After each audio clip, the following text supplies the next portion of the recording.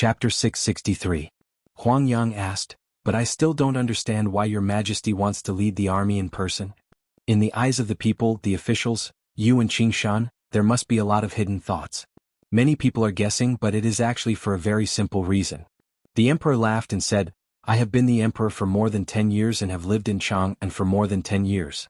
I have missed too many things in the world. If the underworld really invades from the north, it must be the most spectacular scene in thousands of years. I certainly don't want to miss it." Hearing this, Huang Yang laughed and then sighed helplessly. He thought that His Majesty was indeed such a person. When he was about to ask more questions, he heard footsteps behind him. The Empress walked out of the tower holding a little boy and whispered something from time to time. When her eyes fell on the little boy, she seemed so gentle and satisfied. The Emperor went to greet them. The little boy was wearing bright yellow clothes. He had inherited the advantages of his parents. He was handsome, but he looked a little timid. It was not because he had inherited his parents' temperament, but because he was influenced by them. But from the childish smile on his face, it could be seen that he liked to be with his parents. Huang Yang looked at the happy family of three and smiled. He looked out of the city gate tower and saw the setting sun shining on the wilderness. The valley was dark and gloomy, but the chill in the wind was no longer bone-piercing. It seemed that summer was coming. In a side hall of the imperial palace in Chang'an, Liu looked at the young man who was writing with a brush. Her expression was so gentle and satisfied. The former young prince, Li Huiyuan, had entered the stage of his youth. Compared with a few years ago, he looked a little thinner and more handsome. There was a heroic and calm air in his eyes. Li Huiyuan had become quieter than before in the past 2 years. It seemed that he had a lot of ideas. Liu thought it was not a bad thing. On the contrary, she thought it was good. She felt that she could finally live up to her dead mother. At this moment, she was no longer the most powerful princess of the Tang Empire. She was just a sister. His Majesty personally led the army to the wilderness, and she was appointed to supervise the country.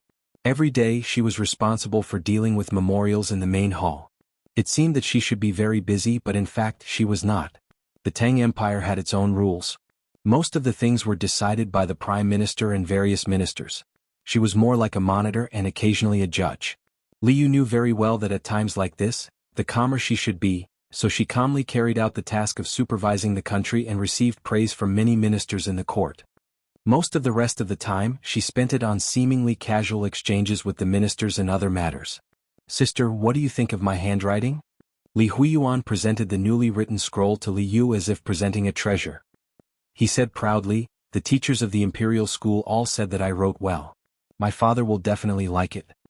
Liu praised him, then looked at him and said, "Even if my father likes calligraphy, you should not use the post road to send letters. Now that the war is about to start, be careful of affecting the post road. How much effort can a piece of paper take?" Li Huiyuan said carelessly, "I want to open the transmission array in the palace to send a letter to my father, but no one will agree. My father likes calligraphy, but he cares more about the future of the Tang Empire. The transmission array is so important that it consumes a lot of energy to open it. How can he let you fool around?" Liu said coldly. Then she seemed to think of something and looked a little sad. She said softly, "You see, Ning Ke was favored by my father, but now he has become an abandoned person." Li Huiyuan said, "We are my father's children. How can Ning Ke be compared to us?" Liu did not answer.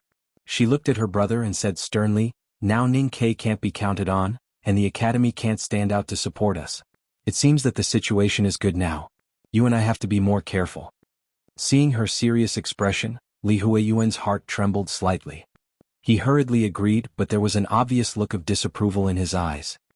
He slightly raised the corner of his mouth, as if he had confidence that even Liu did not have. "I plan to go to the south gate to see the nation master," he said. Liu frowned slightly. She had been wondering why the nation master, who had been on good terms with the empress all these years, began to support her and her brother after Ning Ke passed by Qinghe Prefecture on his way to the Lang Temple. The nation master of the Tang Empire, Li Qingshan, could at least influence half of the Southern Gate Temple and the Imperial Center administration. No matter how she looked at it, the change in his attitude was excellent news for Liu and her brother. She said, "The nation master is seriously ill and bedridden. It's not convenient for me to leave the palace. You should visit him more often." In the 17th year of the Tianqi era, there were endless funerals in Chang'an. It was difficult to remove the white banners. Many elders of the three dynasties and important ministers of the old days could not withstand the invasion of time and left the world sadly. Defender General of the state Su Shi and the nation master of the Tang Empire, Li Qingshan, were also seriously ill, which made many people feel uneasy. I have been cultivating all my life, but I haven't made much progress in other aspects. I can be the nation master of the Tang Empire because His Majesty gave me face in the past. The only thing I am proud of is the method of deduction with the chessboard. The dark floor of the southern gate temple was covered with thick bedding. Li Qingshan lay on the soft bedding and looked at the spring scenery outside the window. He smiled faintly and said to He Mingqi, who was by the window, "I have always been a little dissatisfied with the great divine priest of revelation and even thought that Elder Qishan was just us. Until now, I understand that God's will is unpredictable. Those two are far more intelligent than me and can see much more clearly than I can. I forced myself to use the chessboard to deduce the future, so I vomited more blood and became weaker. Hao Yin's favor gradually faded, so it is normal for me to die early." He Mingqi looked a little sad, but he did not know what to say. His Majesty led the army into the wilderness. Logically speaking, Li Qingshan, as the nation master of the Tang Empire, should accompany the emperor. However, because of his serious illness, he stayed in Chang'an and was replaced by the emperor's younger brother, Master Huangyang. "I'm not worried about my life. Monk Huangyang is with His Majesty and there are so many powerhouses in the army, so I am not worried about His Majesty's safety. I am worried about something else." The smile on Li Qingshan's face gradually disappeared, and he looked a little tired. He said, "His Majesty took the Empress and Little Six to Helan City this time, but left the Princess in Chang'an City to supervise the state. Many ministers and even the people of Chang'an think that His Majesty is going to pass the throne to Li Huiyuan." After a short pause, he continued, "But who knows His Majesty better than me? His Majesty is not the kind of ambitious and ruthless monarch who relies on the so-called strategy to rule the country. His Majesty is a true hero with a heroic spirit. If he has decided to pass the throne to someone, he will definitely announce it to the world. He will definitely not probe or use this kind of method because this kind of method is too petty. He is unwilling and disdainful of using it." Hearing this, He Mingqi's body slightly stiffened, and he asked in a low voice, "Master, what are you worried about?" Li Qingshan looked at the thick green leaves outside the window and thought of the coming summer.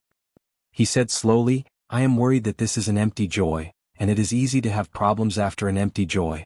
At this time, a voice came from outside the temple. He Mingqi got up and went forward. After a while, he walked into the temple with Prince Li Huiyuan and said gently, "Master, the prince is here to see you." Li Qingshan looked at Li Huiyuan's face, which was becoming more and more like His Majesty's, and his heart was slightly warm. After Li Huiyuan's visit, he returned to the palace. He Mingqi received the master's order to go to the palace, so he followed him in the sedan chair. The southern gate temple was very close to the palace, so they could not talk for a long time. It was very dark in the sedan chair, and Li Huiyuan's handsome eyes looked a bit blurred. He looked at He Mingqi, who was sitting opposite him silently, and said after a moment of silence, "Mister, he told me about that the year before last. Later, I sent people to investigate for a long time, but they found no evidence." He Mingqi smiled and did not say anything, but he still looked at Li Huiyuan's eyes. It was not that he did not want to discuss this issue, but that he wanted to hear Li Huiyuan's explanation more clearly. A little annoyance appeared in Li Huiyuan's eyes and he asked, "The Empress is really the saintess of diabolism?" He Mingqi wanted to hear this direct and clear answer, so he nodded and said, "Although there is no evidence, my master knows about it, and the Academy should also know about it, and they can find evidence. I know what your Highness is thinking.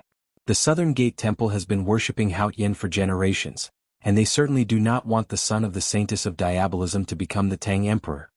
Hearing this, Li Huiyuan suddenly relaxed, and his eyes showed joy and excitement. He rubbed his hands nervously and said with some annoyance and helplessness, "Why does the nation master still not reveal the true identity of the demoness?" "Because His Majesty will not agree." He Mingqi looked at him and said calmly, "Your Highness, please remember that no matter how powerful a weapon is, it can only be used at the right moment. So please pretend that you don't know anything about it and don't tell anyone, including the princess." Li Huiyuan frowned slightly and wanted to say something, but they had arrived at the imperial palace. He Mingqi followed him into the palace and first went to see Li Yu. He said a few words and then walked to somewhere in the palace. These years he often went to the palace with the nation master, so he could come and go as he pleased. Moreover, the eunuchs and maids knew that this Taoist official of the Southern Gate Temple was respected by the princess and the prince, so no one stopped him. After a while, he walked to a small building in the depths of the imperial garden. He reached out and separated the dense green branches outside the building, stepped over the wildflowers and weeds that no one cared about, and walked into the small building. Following the dark passage at the bottom of the small building, Mingqi walked down to the empty underground hall. He looked around and saw the luminous pearls hanging in the air like stars, illuminating the whole space. He knew what the underground hall was and what was needed to activate it. But Ning Ke might have given the array-eye pestle to the academy for safekeeping, and neither he nor the nation master could do anything about it. Standing on the empty ground, Mingqi imagined the scene after the array was activated. He slowly closed his eyes and opened his arms, as if he was standing under the night sky, embracing the whole world. The next chapter will be out before 12 o'clock. It will be shorter. To be continued. If you like this work, please come to Chidian.com to vote for me. Your support is my greatest motivation. Chapter 664. Mingqi was standing on the array-eye of the God-stunning array. In other words, it was the array-eye of the God-stunning array. That was why he felt that he could embrace the whole world if he opened his arms. However, it only took him a short time to wake up from this feeling. Earlier, when he had passed through the deep passageway, he should have been killed by the runes carved on the stone walls of the passageway. Other than the emperor, who had the Great Seal, and the person in charge of the array-eye, no one else could enter this place. Mingqi naturally had his own way to come here. He had told Prince Li Huiyuan that no matter how powerful a weapon was, it could only be used at the right time. Now, standing in the most powerful array-eye of the God-stunning array, he thought that no matter how powerful a weapon was, it could only be used if it was in the right hands. There was only one true God in the world, Haotian. The name of the array-eye of Chang, and was a blasphemy to Haotian. Mingqi thought that the only meaning of the array-eye was to destroy it. It was late spring. Even the northernmost part of the wilderness was warm. The forest was turning green and the grass was growing. However, it would only be green when summer came. Ning Ke and Sang Sang had been living in the desolate man's tribe for a long time. In these days, apart from taking care of Sang Sang, the most important thing he did was to write talismans and cultivate the great spirit and bladesmanship. Behind the desolate man's tribe, tens of thousands of powerful desolate man soldiers were fighting in the south. Even the powerhouses of the Buddhism and Taoism sects could not threaten him and Sang Sang. But Ning Ke knew that the desolate man could not win this war. Besides, he was not used to leaving his life in the hands of the outside world. Therefore he cultivated even harder. The dry branch gently scratched the freshly defrosted soil, squeezing out mud and leaving a deep mark. It looked no different from writing on paper with a brush. It was the word too. Ning Ke looked at the word quietly. He picked up the branch and wrote another word.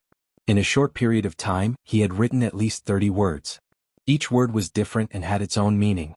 His writing became more and more illegible until the last few words seemed to be connected. However, he was still not satisfied. He felt that the connection was wrong. He did not know what was wrong, but he was sure it was wrong.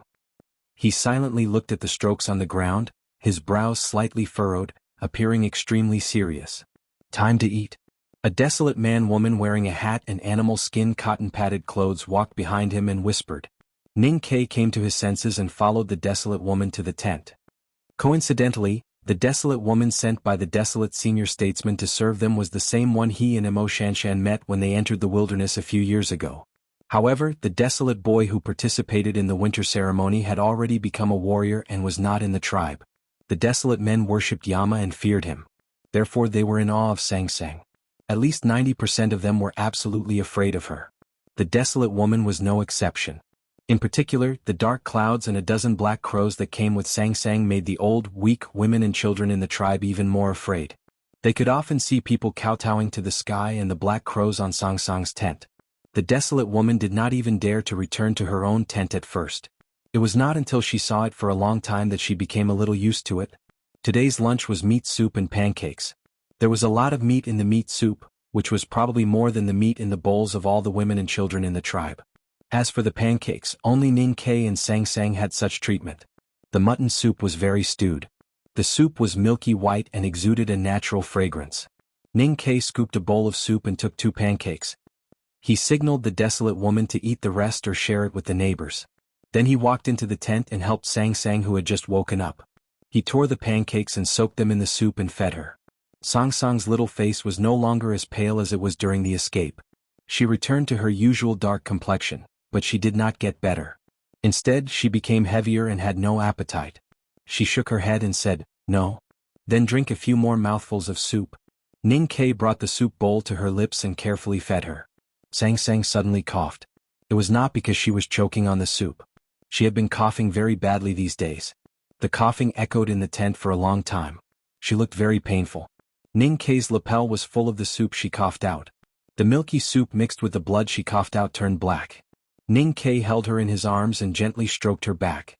He kissed her forehead and whispered something. He seemed to be humming a song. Sang Sang gradually calmed down and breathed steadily. Then she gradually fell asleep. The fire talisman in the clay pot helped to ignite the firewood. The temperature in the tent suddenly rose, and then quickly dimmed down when it was suppressed by the cold air. It was still as cold as the underworld. Ning Ke withdrew his fingers and looked at the frost on the edge of the brazier. He was silent for a long time. Then he reached into the quilt and held Sang Sang's cold little feet. He kept rubbing them. He didn't get up until her feet were warm. He took off his coat that was stained with blood and changed his underwear that was soaked with sweat and frozen into ice by the cold air. Then he walked out of the tent. He looked up at the dark clouds. Facing the penetrating sunlight, the frost on his eyelashes gradually melted into water. Sang Sang's illness was getting worse. Neither the Haotian divine light cultivated by Haotian Taoism nor the Buddha's breath comprehended by Buddhism could suppress or pacify the cold aura. More and more coldness seeped out of her small body. No matter if it was the strong wine or the seal fire, it was difficult for her to feel warm. The bedding and clothes were as cold as ice, and the entire tent was as cold as an icehouse. The desolate woman had found another tent to live in 10 days ago. The field was green in spring, but the ground around his and Sang Sang's tent was still frozen, like another world. What worried Ning Ke the most now was Sang Sang's illness. If there was no way to cure Sang Sang's illness, it would be meaningless even if the Desolate could defeat the West Hill Divine Palace Coalition army. Even if he could be invincible. That was why he kept cultivating and learning. Part of the reason was to make himself stronger. More importantly, he wanted to find a way to eliminate the cold aura in Sang Sang's body by reading the Buddha's notes. Also, because the Desolate man had the tradition of worshipping Yama, he learned a lot about it. In the Desolate's sacrificial ceremony, Yama's full name was Immortal Guang Ming. He always felt that he had seen it in the Buddha's notes or some Taoist classics. But no matter how hard he tried, he couldn't find it. Just like that, spring gradually came, spring gradually left, and summer gradually came. Sang Sang's body and Ning Ke's mood kept walking into the cold winter and were gradually covered by ice and snow. That's all for today. I'll write a detailed outline and write 3 chapters tomorrow. Then I'll recommend Jin Xuanzhe's new book, Doomsday Show, book number 2524045. I believe everyone is very familiar with Jin Xuanzhe, so I won't boast about him here. Say something for myself. I'm very grateful to you and I'll work hard. To be continued. If you like this work, please come to Chidian.com to vote for me. Your support is my greatest motivation. Chapter 665. There was no good news in the south, only bad news. Every once in a while, a list would be sent back to the tribe from the battlefield. Each name on the list represented a dead Desolate man soldier. The Desolate man was simple and firm, very similar to the Tangs. No matter what difficulties they faced, they could be silent, but they would not be depressed. Even if the situation was harsh, the women would occasionally sing songs while washing clothes or hunting. As time passed, the war in the south became more and more brutal. The frequency of the list being sent back was getting slower and slower, but the length was getting longer and longer. The old, weak, women and children who stayed in the tribe were no longer in the mood to sing. The entire field became quieter and the atmosphere more and more depressing. Every night, faint cries could be heard. No matter how strong a Desolate woman was, she could not hold back her sadness when she saw her son's name on the list. One day, the Desolate woman who was responsible for taking care of Ning Ke and Sang Sang finally saw her son's name on the list. She began to cry, and the women nearby gathered around to comfort her. Ning Ke put down the heavy curtain of the tent and walked back to the bed to continue feeding Sang Sang medicine. Sang Sang stopped after 2 sips. She looked up at him and said, "What's the point of hiding here? I'm going to die eventually. Don't feel guilty. The Desolate man is like us. We are not tolerated in the world. Even if they did not take us in, the West Hill Divine Palace and the countries in the Central Plains would not allow them to continue living. Ning Ke said. Sang Sang shook her head gently and said, but if we did not come, they would not die so quickly. After saying this, she opened her palm and looked at the black chess piece in her palm in a daze. This chess piece was the only one she had played in the last game of chess in the Lank Temple. More and more people died in the tribe and she became more and more ill. The tent became colder and colder, and everything was covered with a thin layer of frost. Only the black chess piece in her hand was still warm. Ning Ke held her in his arms and said, don't worry. Even if the desolate man cannot hold on, we can still go to the north. We can go to the scenery of the hot sea. Eldest brother said that although the sea is frozen, if we can break the ice, we can still find a few peony fish. The old yellow ox loves it, so it should taste good. Sang Sang said, you know I am not worried about this. Ning Ke was silent. Sang Sang said in a low voice, from the Lank Temple to the Shenkong Temple, from the wilderness to Chaiyang City, then to the wilderness and finally here. I'm really tired. Ning Ke wanted to say something but was stopped by her. You said something to me in Chaiyang City, said Sang Sang. You said that the future is actually very similar to death. If it's already destined, then there's no point in worrying about it. If it can be changed, then there's even less need for us to worry. We just need to work hard to change it. Ning Ke said, this is what the headmaster said. Sang Sang said, the world is big but there is really no place where I can live. We all know that the ending can't be changed, so why are we still worried? Death means that there is no future. When we can't change it, shouldn't we learn to accept it? Ning Ke said with a smile, that's very well said. Sang Sang lowered her head shyly. Ning Ke said, I didn't expect Sang Sang to have the demeanor of a noble family now. Sang Sang said, I'm just a little handmaiden. Ning Ke said, let's not mention that Grand Secretary Zheng Jing is the biological father of this body. You are the eldest daughter of the Yama family. Who in the world can be more noble than you?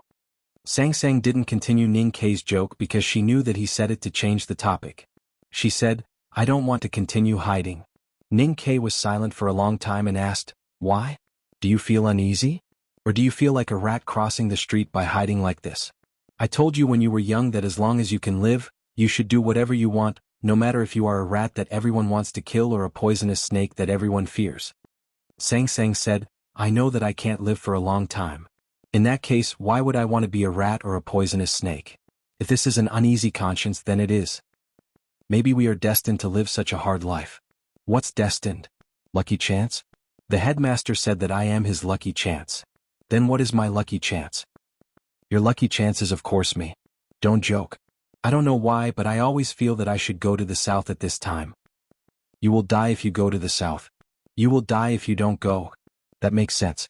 Ning Ke was actually very clear that if Sang Sang appeared on the battlefield in the southern wilderness at this time, the most likely thing that would happen to her was not necessarily death, but probably something more terrible than death. He said, it is said that you live lively and die alone. If you really want to die, you should indeed have a grand and lively ceremony. And if you go to the road of death, you may find a chance to live. Seeing that he agreed to her suggestion, Sang Sang laughed happily.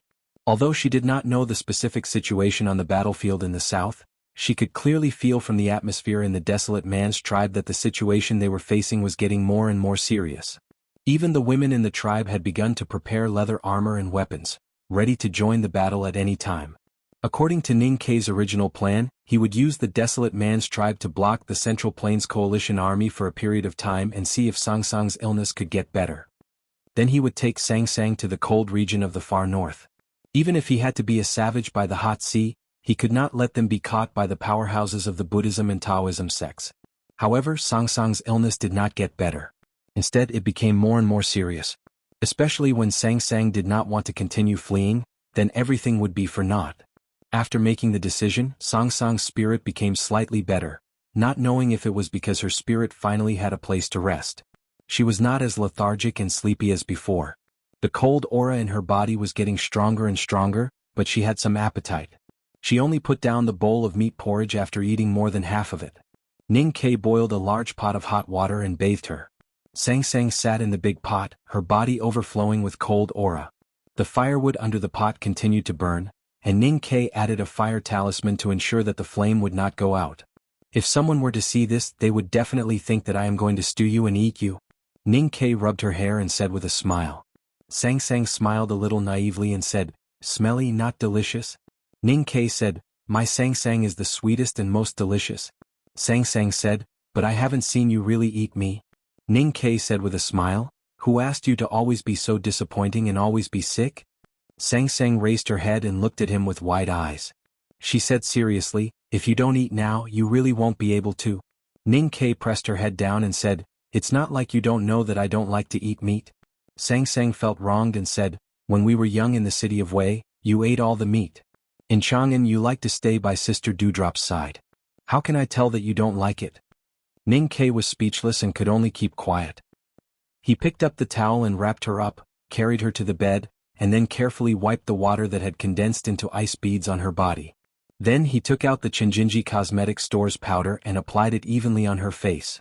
Sang Sang looked at her pale face in the mirror and sighed, "I used to think that I was born dark, but then I became whiter and whiter after I got sick. Now I'm even darker. It's so troublesome." After applying the powder for her, Ning Ke began to draw her eyebrows. He said casually, "My Sang Sang can be black and white when she wants to be. She's really a little beauty who can look good with light or heavy makeup." Sang Sang said, "Ning Ke, you are getting more and more shameless now. You can tell such a big lie without changing your expression." Ning Ke looked at the clean little face in front of him. He looked at her eyebrows that were as black as ink and her short hair that was like grass leaves. He lowered his head and kissed her forehead and then kissed her cool lips. He said, "You have always been beautiful." Sang Sang was a little shy, but she looked at him bravely and kissed him back. Ning Ke smiled and helped her put on her underwear. He stuck the fire talisman on her and put on a few thick cotton coats. He whistled to the outside of the tent and looked at her quietly. He asked, "Are we leaving now?" Sang Sang nodded and said, "Yes." Ning Ke said, "Then let's go." They did not need any reason to leave. They just did not want to stay. Ning Ke and Sang Sang refused the desolate man's strong persuasion and even obstruction. They drove the black horse carriage to the south. They came here with so much difficulty and left so suddenly. It was just like when they waited for eldest brother in Chaoyang City for a whole winter and then parted when they saw each other. This behavior seemed a little ridiculous and almost like a child's play. But in fact, it was a helpless choice under an absolute predicament. It was fake elegance. Underneath it was cold despair. No matter how big the world was, there was no place for them to stay. There was no direction and no end to escape, so it was meaningless. Sang Sang, who was seriously ill and on the verge of death, did not want to escape anymore. So Ning Ke did not escape either. So they went to the battlefield in the south with cold air. It was at the moment when they decided not to escape that they regained the meaning of freedom in the remaining time they had left in the human world. They were forced to flee for their lives over the past few days, and they were also forced to leave. In the war between light and darkness, everything they did was forced. Only at this moment, peacefully dying was the choice they made on their own initiative, because only death, which represented eternity, was higher than light and darkness. Sang Sang had already seen her ending and knew that she could not escape, so she was very calm. Ning Ke understood these things and saw through the truth. Or rather, he no longer held any hope for Sang Sang's illness. So he was no longer afraid or sad and also began to calm down. The big black horse could not calm down. Its hooves stepped on the grass and its nose smelled the fragrance of wildflowers. Its butt was padded with a few thick pieces of animal skin, but it could not stop the cold air in the carriage. It had long lost feeling between its legs from the cold, and it was very frightened and uneasy. The black horse carriage left the desolate man's tribe. The thick dark clouds in the sky gradually moved, shrouding the wilderness in late spring, and darkening the grass on the field. More than 10 black crows flew south with the carriage. They did not know if it was because the cold air in Sang Sang's body was getting more and more serious, so the temperature of the air had dropped a lot, and they became much quieter. I took advantage of yesterday's vacation to have a good sleep and adjusted my biological clock. I hope I can last longer this time. It's best if I can keep going. It's just that it's too easy to get sleepy when writing during the day. There will be updates at night, and please don't forget that there will be updates tomorrow. Have a good weekend. To be continued. If you like this work, please come to Chidian.com to vote for me. Your support is my greatest motivation. Chapter 666. The black carriage traveled through the wilderness and jackdaws flew in the dark grass. In the distant wilderness in front of them, sword lights occasionally flashed by, and chaotic clouds gradually broke into pieces. Ning Ke sensed the faint fluctuation of aura and put the fruit in front of Sang Sang's lips. He said, I have never seen such a violent fluctuation of the chi of heaven and earth. I wonder how many powerhouses are fighting there. In the White Tower Temple in Chaoyang City of Yueluan Kingdom, he had seen the battle between eldest brother and the chief preaching monk of Shenkong Temple. In that battle, eldest brother used the words of Confucius against the words of Buddha of the chief preaching monk. Both of them displayed a state that was almost miraculous. It was no weaker than the fluctuation of the chi of heaven and earth coming from the distant wilderness. However, neither eldest brother nor the chief preaching monk fought to the death that day. At this time, the storm-like change of the chi of heaven and earth that Ning Ke sensed was even more terrifying and shocking. I've seen it. Sang Sang took the fruit and took a bite. The color of the flesh changed slightly and was instantly frozen. When she chewed, there was a rustling sound as if she was chewing on ice. Ning Ke asked curiously, Where have you seen such a battle? Sang Sang said, When the headmaster and Master Yen Sei fought on the north mountain of Chang'an, the change of the chi of heaven and earth was also terrible. But they covered it themselves at that time. Ning Ke took the frozen fruit and took a bite. His teeth didn't break, but he shivered because of the cold. He said with a smile, If we were still in Chang'an, the neighbors on Lin 47th Street would no longer buy ice to pour well water on during the summer. They would stay in the old brush pen shop every day. Sang Sang smiled and then coughed twice. Since leaving the desolate man's tribe, she coughed less often. Maybe because she coughed too much in the past 2 years, she only coughed out a pure cold aura without phlegm or black blood. Sang Sang was very clean now. There was no dirty blood, sweat, or saliva. Her body was extremely pure inside and out, like transparent glass. In other words, she was becoming less and less like a human. Ning Ke held her in his arms and kissed her. Then he put his hand into her black fur coat and rubbed it. Although it was very cold, it was still very soft and warm. I never thought that I would marry a fairy, he said. Sang Sang looked up at him, flicked the frost off his eyelashes and corrected him seriously, I'm not a fairy, I'm a monster. Ning Ke said, Immortal? Monsters? You're Sang Sang. Along the way to the south, the two chatted with each other. Occasionally they would reminisce about Min Mountain, the city of Wei and Chang'an. They did not talk about life and death, nor did they have any last words. Sang Sang had said all her last words in the Hua Mountain Monastery. Ning Ke did not plan to live any longer. Even if he had any last words, there was no one to listen to them. Suddenly, a heavy object fell from the dark clouds, whistling through the air and smashing heavily onto the field several hundred feet in front of the black carriage, stirring up a clump of soil. When the carriage arrived, Ning Ke looked over and saw half a human corpse in a shallow pit in the field. Judging from the skin color and muscle strength, it should be a powerful desolate man warrior. Ning Ke could not help but be shocked. He was very clear about the physical strength of the desolate man. The stronger the desolate man warrior, the stronger he was to resist knives and swords. However, this powerful desolate man warrior's body had been cut by a sword, and half of his corpse had been shaken to this place. One could imagine how fast the sword was and how powerful the owner of the sword was. It's a grand cultivator in the knowing destiny state. It seems that there are many powerhouses in the West Hill Divine Palace. Ning Ke said to Sang Sang. After a while, the sound of something breaking through the air sounded again in the wilderness. But this time the sound was not whistling like before but shrill and much sharper.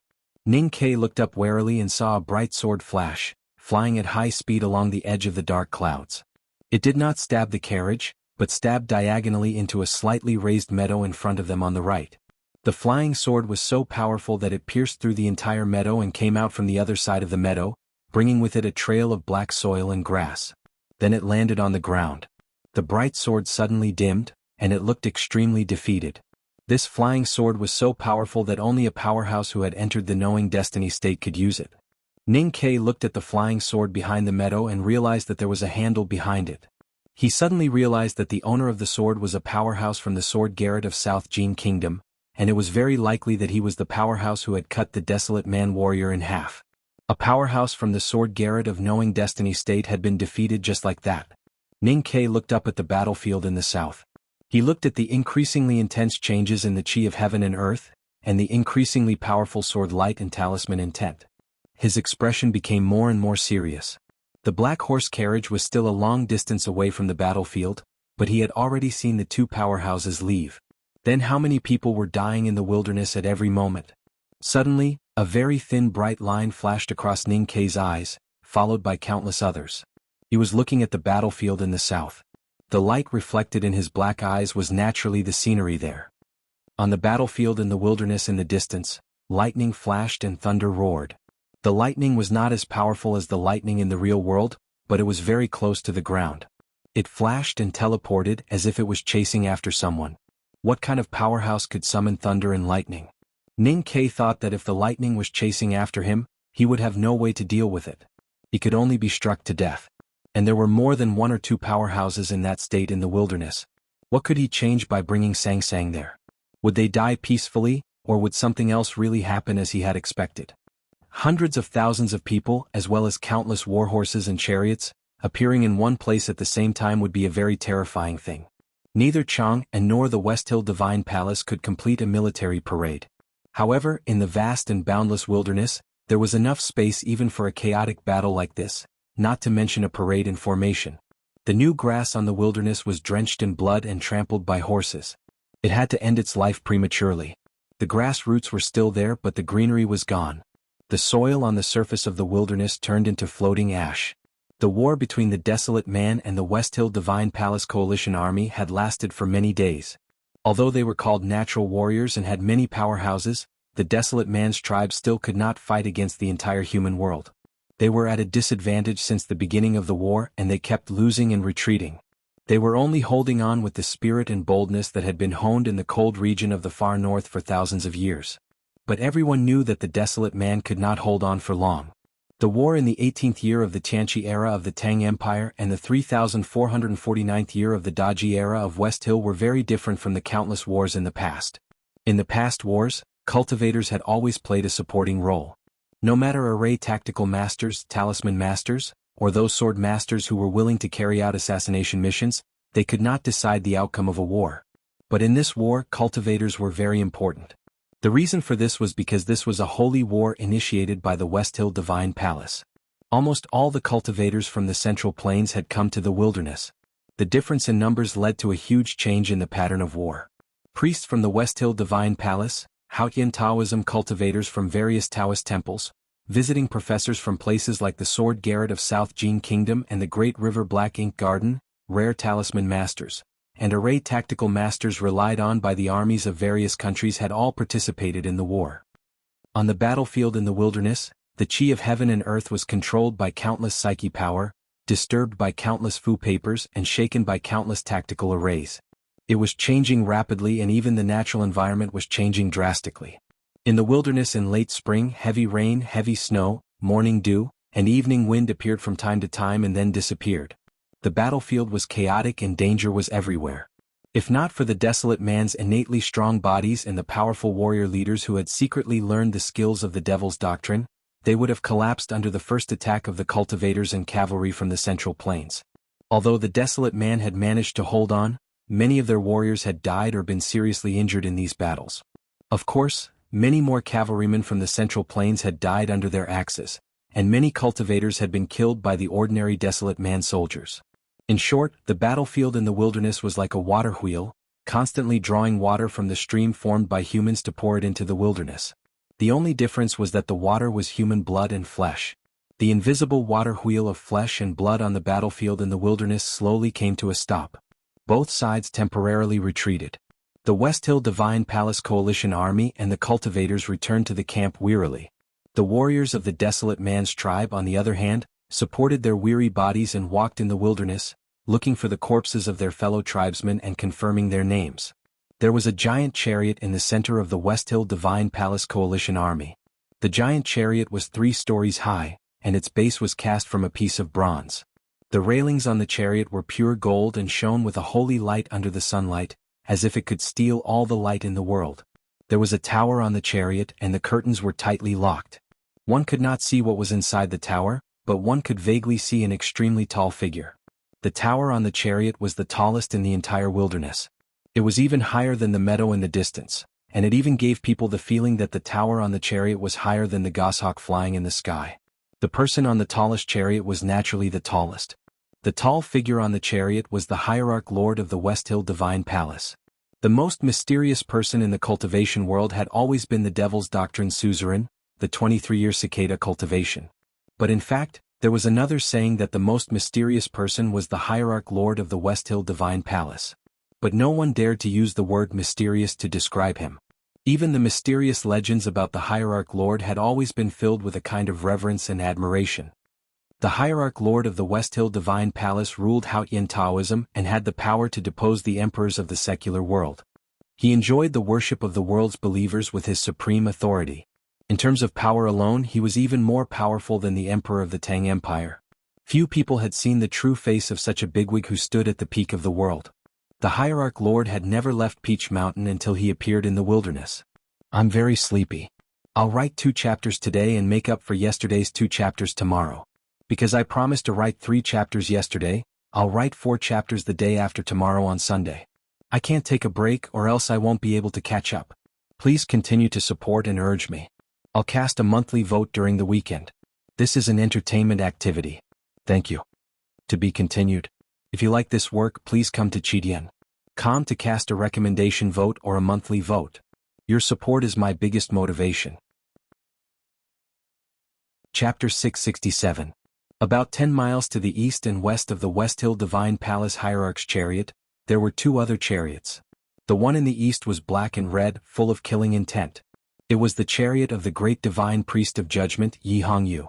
An elder with deep wrinkles sat in the divine hall to the west. He was the great divine priest of revelation. Just as the black horse carriage drove out of the desolate man's tribe and headed south, the great divine priest of revelation, who had been silent since the start of the battle and had lowered his head to read the scriptures, suddenly raised his head and looked towards the north of the wilderness. He looked at the dark clouds on the horizon and said softly, "It's really dark." A moment later, the tall figure in the giant chariot shook slightly. He looked up at the dark clouds in the north and said in a low voice, "The night is coming soon. Why are you still hesitating?" The hierarch's tone was not very heavy, but his voice was extremely loud. It was like thunder that resounded around the gigantic divine carriage. The faces of the god officials and the experts beside the carriage suddenly paled. When they heard the contents of the hierarch's words and the hidden vigilance, their faces became even paler. On the battlefield in the wilderness, there were very few people who could see the black horse carriage in the distance like the great divine priest of revelation and the hierarch lord. However, as the black horse carriage moved, the dark clouds in the north moved south with it. It was extremely eye-catching. It did not take long for everyone to notice the cloud in the sky. Absolute silence fell on the 2 camps on the battlefield. Then there was a loud cheer from the desolate man's side. The atmosphere on the West Hill Divine Palace Coalition Army side became a little depressed. Some people had a look of fear on their faces. Because of this battle, the commander of the West Hill Divine Palace Divine Guards, Luo Kadi, left Yi Hongyu's side and returned to the Hierarch Lord. He had been seriously injured by Ning Kei in Chaiyang City. However, it did not take long for his injuries to recover. It was probably because the Hierarch Lord had used his divine skills to heal him. Hearing the Hierarch Lord's thunderous order, Luo Kadi responded in a low voice. He waved the flag in his hand and gave the order to attack the Divine Hall Coalition Army, which stretched for more than 20 miles. The battle that had stopped for less than a moment had started again. Under the command of the general and the blessings of the red-robed priest, the exhausted Divine Hall Coalition Army seemed to have gained strength and courage in an instant. They roared and charged towards the desolate man's battlefront. Countless horse hoofs trampled on the ground, causing smoke and dust to fly and the earth to shake. The desolate man warriors were also very tired. However, regardless of whether it was the middle-aged man with slightly white hair or the youthful youth, they all stood up and prepared to face the enemy. They did not shout like the Central Plains Coalition Army. There was no excitement on their faces either. They calmly and silently held the axes in their hands. The 2 sides finally met in the wilderness. The axe met the knife, the fist met the horse's head, the sword met the body, the talisman met the flying axe, and the blood met the blood. Countless heavy collisions sounded in the wilderness. Countless horses neighed and fell, and countless knights fell. When the desolate fell, countless sharp weapons slashed at them. Luo Kadi, who was serving beside the giant chariot, glanced at the tall figure in the tower out of the corner of his eye. He knew that the Hierarch Lord was very dissatisfied with the coalition army's progress. He gritted his teeth and roared. He led his divine guards and 1,000 powerful papal cavalrymen of the West Hill Divine Palace towards the north. The 2,000 desolate man warriors who stayed behind the desolate man's tribe had not participated in the previous battles. They had been silently watching the movement in the direction of the giant chariot. Seeing that the West Hill Divine Palace had finally used the legendary papal cavalrymen, the Desolate Man warriors also began to move, with Tang Chong at the forefront. At this moment, dense hoofbeats sounded from the west of the wilderness. The hoofbeats were very heavy. One could imagine the extraordinary weight of the cavalrymen and the war horses. The hoofbeats were also very uniform. There was not a hint of chaos in the dense hoofbeats. It did not sound like a storm, but more like thousands of people beating drums at the same time. One could imagine the discipline and excellence of these cavalrymen. More than 10,000 Tang elite cavalrymen attacked again. In a very short period of time, the right side of the Desolate Man's battle line could not withstand the pressure and showed signs of collapse. Tang and the warrior leaders of the Desolate Man's tribe guessed why the Divine Hall Coalition army suddenly attacked them like crazy again. The black horse carriage was a variable. It might be meaningless or it might directly change the situation on the battlefield. Therefore they did not hesitate to face it and did not retreat. They were confident that they could withstand the attack of the Divine Hall Coalition army until the black horse carriage arrived. Although many people would definitely die, they felt danger when they saw more than 10,000 Tang cavalrymen begin to charge. However, the battlefield in the wilderness was in chaos. Tang and the most powerful warriors of the tribe could not support their people on the right side. Even if they rushed over, they could not defeat the 10,000 Tang cavalrymen who had already begun to charge. Therefore, they silently and valiantly continued to fight their way into the central region, hoping to dampen the morale of the Divine Hall Coalition army. It would be best if they could annihilate the legendary papal cavalrymen. If they could do this, they might even win a turning point in this battle that was bound to be lost. At least, they could delay the tragic moment of the Desolate Man being exterminated. In the center of the Divine Hall Coalition army was the army of the South Jin Kingdom. The South Jin Kingdom had always been regarded as the second most powerful country in the world. The South Jin Kingdom cavalry also boasted that they were the second most powerful army in the world. It was not until they came to the wilderness and began to fight with the Desolate Man that they realized how shameful their boasting was. At this time they were facing the strong attack of more than 2,000 Desolate Man soldiers. The formation was suddenly in chaos and a few cultivators were even trampled to death. Cheng Ziqing, a powerhouse from the Sword Garret of the South Jin Kingdom, wore an ordinary South Jin cavalry uniform. He rode on horseback and waved the sword in his hand to kill left and right. However, his eyes were fixed on a powerful leader of the Desolate Man dozens of feet away. The powerful leader of the Desolate Man was very powerful. 3 disciples of the Sword Garret had already been killed by him. At least 10 cavalrymen from the South Jin Kingdom had been knocked down by something that looked like an iron rod. At this time, the situation of the cavalry of the South Jin Kingdom was very bad. If the leader of the Desolate Man was allowed to rush over, it would definitely cause panic. Once the center of the Desolate Man was broken, the Desolate Man would be able to face the papal cavalrymen of the West Hill Divine Palace. Looking at the momentum of the Desolate Man, the other party's goal was to eat the 1,000 papal cavalrymen alive. Cheng Ziqing's face suddenly turned pale. An extremely calm sword style seeped out from the ordinary military uniform he was wearing. The sword left his hand and turned into a long rainbow, piercing towards the leader of the Desolate Man.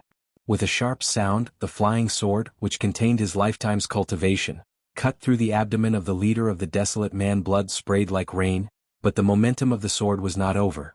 The hilt carried the lower half of the leader of the Desolate Man's corpse and flew diagonally towards the back of the wilderness. A few Desolate Men looked sorrowful and flew towards Cheng Ziqing. Cheng Ziqing's expression did not change. Using his finger as a sword, he easily knocked down the Desolate Men.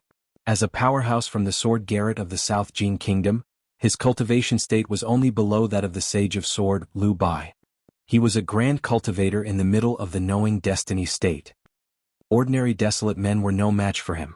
In the previous battle he had kept a low profile and endured, just to complete this shocking attack. Now that he had achieved his goal, he naturally would not continue fighting.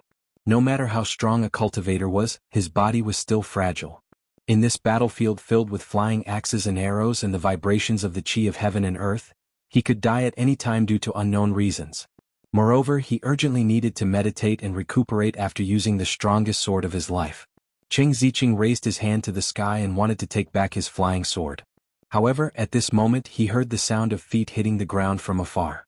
His expression suddenly changed. The soles of the feet hit the ground like drums. The person was fast, but the fist was even faster. A terrifying and scorching fist style hit Cheng Ziqing's face from dozens of feet away. At this moment, Cheng Ziqing's psyche power was exhausted and his body was exhausted. His natal sword had flown for miles, and he had no way to defend against this terrifying fist style. He could only wait for death. With a crisp crack, a bolt of thunder exploded in front of him. The fist style collided with the thunder, and an extremely strong wave of the chi of heaven and earth erupted. Cheng Zicheng's warhorse was directly shaken to death. His body was also shaken to the side and flew backward, falling heavily to the ground. With a puff, Cheng Zicheng's face turned pale and he could not stop vomiting blood. With the help of the thunder, he had luckily avoided the terrifying fist style. However, he was still seriously injured by the chi of heaven and earth when the two collided. The most serious thing was that he had lost contact with his own natal sword. This powerhouse from the sword garret of South Jin Kingdom had his natal sword destroyed by Ning Kei's arrow in the Lang Temple the year before last. With the help of his senior brother, Liu Bai, he had managed to refine a second natal sword, which was more powerful than before. Now that it was destroyed again, the damage to him was even more terrifying. After the first thunder, there was a second. The sound of thunder kept ringing in the wilderness, and the extremely thin lightning illuminated the smoke and dust. The lightning did not come from high up in the sky, but from a space about 100 feet above the ground of the wilderness. It suddenly appeared and then suddenly fell. The power of these lightning was not as terrifying as the real lightning in the natural world. However, if it fell on a human body, it would still cause terrifying damage. Even the strongest desolate man warrior would be turned into ashes under one blow. However, the strange thing was that the lightning that was born in the void did not strike the desolate man warriors everywhere on the battlefield. Instead, it disappeared and appeared from time to time, as if it was chasing after someone, like a sword with a spirit. There was a kind of goshawk that built its nest on the ground in the wilderness. One goshawk's nest had long been trampled into ruins by countless horse hooves. The goshawk fluttered in the air in fear. It was reluctant to leave, but there was nothing it could do. When the lightning sounded, it finally could not bear the instinctive fear. It could no longer care about the young goshawk in its nest. It cried out and flew higher into the sky. The goshawk did not dare to fly north because there was a dark cloud in the north. It could only fly up and south. The higher it flew, the smaller the people on the ground of the wilderness became. Gradually they became densely packed ants. If the sky had eyes, the humans who were risking their lives and killing in the wilderness would probably be a black dot smaller than an ant. It might be confused or laugh at what it saw. I'm still so sleepy. I'm going out now. There will be updates at night. To be continued. If you like this work, please come to Chidian.com to vote for me. Your support is my greatest motivation. Chapter 668. No one knew whether Hao Yin would laugh when humans were thinking, and no one knew whether Hao Yin would laugh when humans were fighting. However, thinking or fighting was ultimately the business of humans. Whether Hao Yin would laugh or not, humans would continue to do it, either thinking hard or fighting with their lives on the line. The goshawk flew away and the dark clouds approached. The war on the wilderness continued. Every moment there were people falling, swords breaking, and blood gushing out. The smoke and dust gradually dissipated, but no one knew if it was because the cavalry could not charge at high speed, or because the ground was soaked in blood and covered with corpses. In the middle of the battlefield, the powerful desolate warriors kept charging forward. They had already torn a huge gap in the cavalry of the South Jin Kingdom. Even the legendary papal cavalrymen of the West Hill Divine Palace were a little unstable due to their charge. Of course, they also paid a terrible price for it. Many desolate warriors fell on the path of the charge. His leather clothes trembled in the bloody wind, and then he dragged out several shadows. Tang, who was bathed in blood, was like a burning stone. He ran amok on the battlefield, sending more than 10 war horses flying. He tore several priests of the West Hill Divine Palace to pieces with his bare hands, and then he finally arrived in front of Luo Kadi. Blood flowed down from Tang's body like a waterfall. It was the enemy's, not his. The internal organs of a priest hung on his shoulder. The scene was extremely bloody. Luo Kadi knew who he was. His face suddenly turned pale and fear took over his body and mind. He instinctively wanted to dodge or escape, but he knew that if he dodged or turned to escape, he would be smashed into pieces by Tang's fist the next moment. Even if he was lucky to survive, the Hierarch Lord would give him a more tragic ending. With a loud roar, Luo Kadi waved the god-given blade and chopped down at Tang's head. The blade whistled in the air, and the golden talisman lines on the blade suddenly lit up, and its power suddenly increased. Tang looked at the descending saber expressionlessly. He threw out a straight punch. His mountain-like fist smashed onto the blade of Luo Kadi's saber. The edge of the saber cracked and then the hilt of the saber cracked.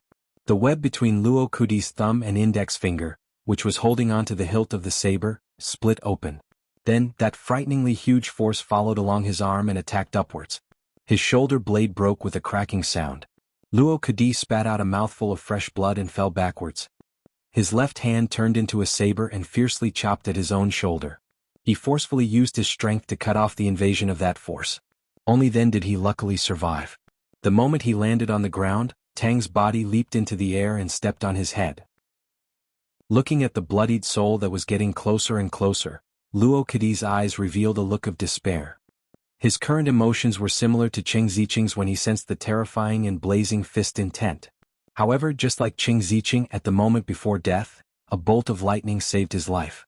The lightning in the low altitude of the wilderness had been chasing Tang's figure for a long time, but they were unable to catch up. However, at the moment when Tang seriously injured Luo Kadi, they finally caught up. Tang stomped heavily on the ground and forced the lightning into the ground. The ground of the wilderness, which had been moistened by blood for a long time, shook. Between the broken grass and branches, a lot of blood actually squeezed out. There was a flash of lightning, and within it, a sword appeared quietly and pierced Tang's abdomen. Tang was the wayfarer of the Devil's Doctrine. He might even be the last wayfarer of the Devil's Doctrine. He was very powerful. Whether it was the expert from the sword Garrett, Cheng Zicheng or Luo Kadi, they were no match for him. In this world it was very difficult for a sword to pierce his body. However, at this moment he was pierced. Even if he was pierced with the strength of Tang's body, it would be difficult for a sword to pierce his body. However, this sword pierced his body and it was very deep. Blood seeped from the edge of the sword. It was not an extremely sharp sword, nor was it the unparalleled sword beside the quiet pool in the sword Garrett. It was just a thin wooden sword. The wooden sword was exactly the same as it had been more than a decade ago, except that there was an additional hilt. The person holding the hilt of the wooden sword was, of course, Yi Su. Tang was the world wayfarer of the Devil's Doctrine, while Yi Su was the world wayfarer of Haotian Taoism. The two of them were like two sides of the world. One day they would definitely meet and then fight to the death. They were all people at the peak of the world and each had their own pride. Yi Su faced Jun Imo of the academy in the Lank Temple. When Jun Imo turned around, he turned around. In today's battle in the wilderness, he also did not bother to kill the ordinary desolate soldiers. Instead, he focused his spirit on Tang alone. Of course, there was no absolute fairness. Other than avoiding Yi Su's sword, Tang also had to protect his own people and fight against the powerhouses of Haotian Taoism. More importantly, he had led the Desolate Man tribe to fight against the people of the Central Plains in the wilderness for many days. More accurately, he had been fighting for several years. Yi Su, who had been cultivating his spirit for a long time and was at his peak, faced the exhausted Tang. The result of this battle was not difficult to imagine. The wooden sword pierced deeply into Tang's abdomen, and then there was a thunderous sound. A bright red wound opened up in Tang's abdomen. Blood flowed from his eyes, mouth and nose. This time it was not the blood of the enemy but his own blood. As soon as they met, Tang was seriously injured. However, there was still no expression on his face, much less any fear. His legs suddenly burst into flames. The bright red flames were like magma in a volcano, blazing hot and heavy. His right leg left the ground at a very strange angle and then kicked downwards. He was clearly standing on the ground, and his right leg was clearly raised to half a person's height. However, when his right leg fell downwards, the foot in the leather boot seemed to step down from the sky. There was a crisp sound. Tang's right foot stepped hard on the wooden sword and it broke in the middle. The wooden sword was now deeply embedded in his abdomen. Tang's right foot stepping on the broken wooden sword was equivalent to hitting his own abdomen, stirring up his internal organs. However, there was still no expression on his face. Yi Su's face was slightly pale. His right hand released the hilt of the sword, and he did not hesitate to abandon the sword. His thin Taoist robe danced in the wind of the wilderness. An extremely ethereal chi of heaven and earth attacked him, and he retreated 100 feet with the wind. Tang's mountain-like right fist was already clenched tightly, hanging by his waist. He was about to strike, but he did not because Yi Su's figure was no longer in front of him. Even if he struck, he would only hit empty air. Blood kept gushing out, and Tang's face finally revealed a trace of exhaustion. Then he reached out to pull out half of the wooden sword from his abdomen, and slowly knelt down on one knee, panting deeply. The top master of the Desolate Man, Tang, had been seriously injured by Yi Su, the world wayfarer of Haotian Taoism. At this point in the war on the wilderness, it seemed that the outcome could finally be seen clearly. The sounds of killing on the battlefield gradually subsided. The desperate advance of the desolate man was finally stopped by the cavalry of the South Jin Kingdom and the papal cavalrymen of the West Hill Divine Palace. However, the charge of more than 10,000 cavalrymen of the Tang Empire in the west was unstoppable. Just before the desolate man's tribe faced the disaster of extinction, a low and orderly chanting of sutras sounded. The desolate man soldiers who were seriously injured and could no longer fight began to chant a sutra with several senior statesmen. The sutra was not long, but the syllables were very complicated. It was obviously not the commonly used Central Plains characters, which the desolate man also used. It was more like the primitive characters of the west of the Yueluan kingdom. The desolate man soldiers and the leading statesmen did not know that the sutra came from the legendary Ming hand scroll of the Tomes of Arcane. As the sound of the sutra reverberated in the wilderness, a faintly discernible aura began to appear on the battlefield. This aura was extremely compassionate and abnormally quiet, as if it came from the blood and the twisted or broken corpses on the battlefield. It clearly showed the meaning of death and reincarnation. The great statesman of the desolate man's tribe stood up with difficulty with the help of a young man. He looked at Tang, who was kneeling on one knee in the middle of the battlefield, and a trace of determination appeared in the deep wrinkles on his face. The great elder also began to chant the same scripture. His voice was very hoarse, but it was also extremely loud and clear. It was like the wind that blew across the wasteland, almost like a shout. In the center of the West Hill Divine Palace Coalition army, the tall figure standing on the platform of the giant chariot froze slightly. The hierarch lord listened to the sutra chanting in the wilderness and the shouting of the desolate statesman. He silently thought that if the monks of the Shenkong temple had not disobeyed the order and refused to come to the wilderness to help, he would not even have the chance to fight for his life. The Buddhism Vedanta of the Shenkong temple was not here, so someone needed to fight with the desolate statesman spiritually. Otherwise, if the old man's almost shouting sutra continued on the battlefield, both the Central Plains Coalition Army and the papal cavalrymen of the West Hill Divine Palace would pay a terrible price. In the face of the desolate statesman's chanting, even the tall figure on the giant chariot could only protect himself. Then who was qualified to fight with his life? In the West Hill Divine Palace Coalition Army, only the old man was qualified. The wrinkles on the great divine priest of Revelation's face deepened. He listened to the sutra chanting from the far north and the shouting of the old man. He calmly said, "The heavenly mandate begins with darkness, the beginning of light." Then he continued, "The heavenly mandate begins with sacrifice, the beginning of good." Finally he said, "The heavenly mandate begins with light, the beginning of man." After saying these 3 sentences, the wrinkles on the great divine priest of Revelation's face seemed to be carved into his cheeks, flesh, and even bones. 2 extremely thick streams of blood flowed out from the corners of his eyes. Around the great divine priest of Revelation's divine chariot, the faces of the 7 priests in red were already withered. Their black hair suddenly turned white, and they aged a few hundred years in an instant. They had long stopped breathing. The desolate statesman slowly closed his eyes and fell backward. The young desolate man warrior who was supporting him did not know what had happened. He held his body in sorrow and was speechless. The wounded desolate men around him struggled to stand up and then knelt down. The great statesman's mental strength was very strong. Compared to the great divine priest of Revelation, who had the strongest mental strength in the West Hill Divine Palace, there was still a small gap. So in the end he died. This was a battle that seemed simple but was actually extremely dangerous. The great divine priest of Revelation finally used up the lifespan of 7 red-robed priests to win, and the desolate great elder did not make use of any of the desolate men until his death. In this sense, no one knew who was stronger. Chapter 4 tomorrow? To be continued. If you like this work, please come to Chidian.com to vote for me. Your support is my greatest motivation. Chapter 669. As for the West Hill Divine Palace Coalition Army, the Emperor of the South Jin Kingdom stayed in capital Cheng. The South Jin Kingdom troops that entered the wilderness were personally led by the Crown Prince of the South Jin Kingdom. In the previous bloody battle they had suffered heavy losses. Countless powerhouses from the Sword Garret had died and the great divine priest of Revelation had been seriously injured. However, the true strength of the allied forces was not affected much. There were also many foreign ministers of Taoism like the Black Ink Garden of the Great River Kingdom who were silent and waiting.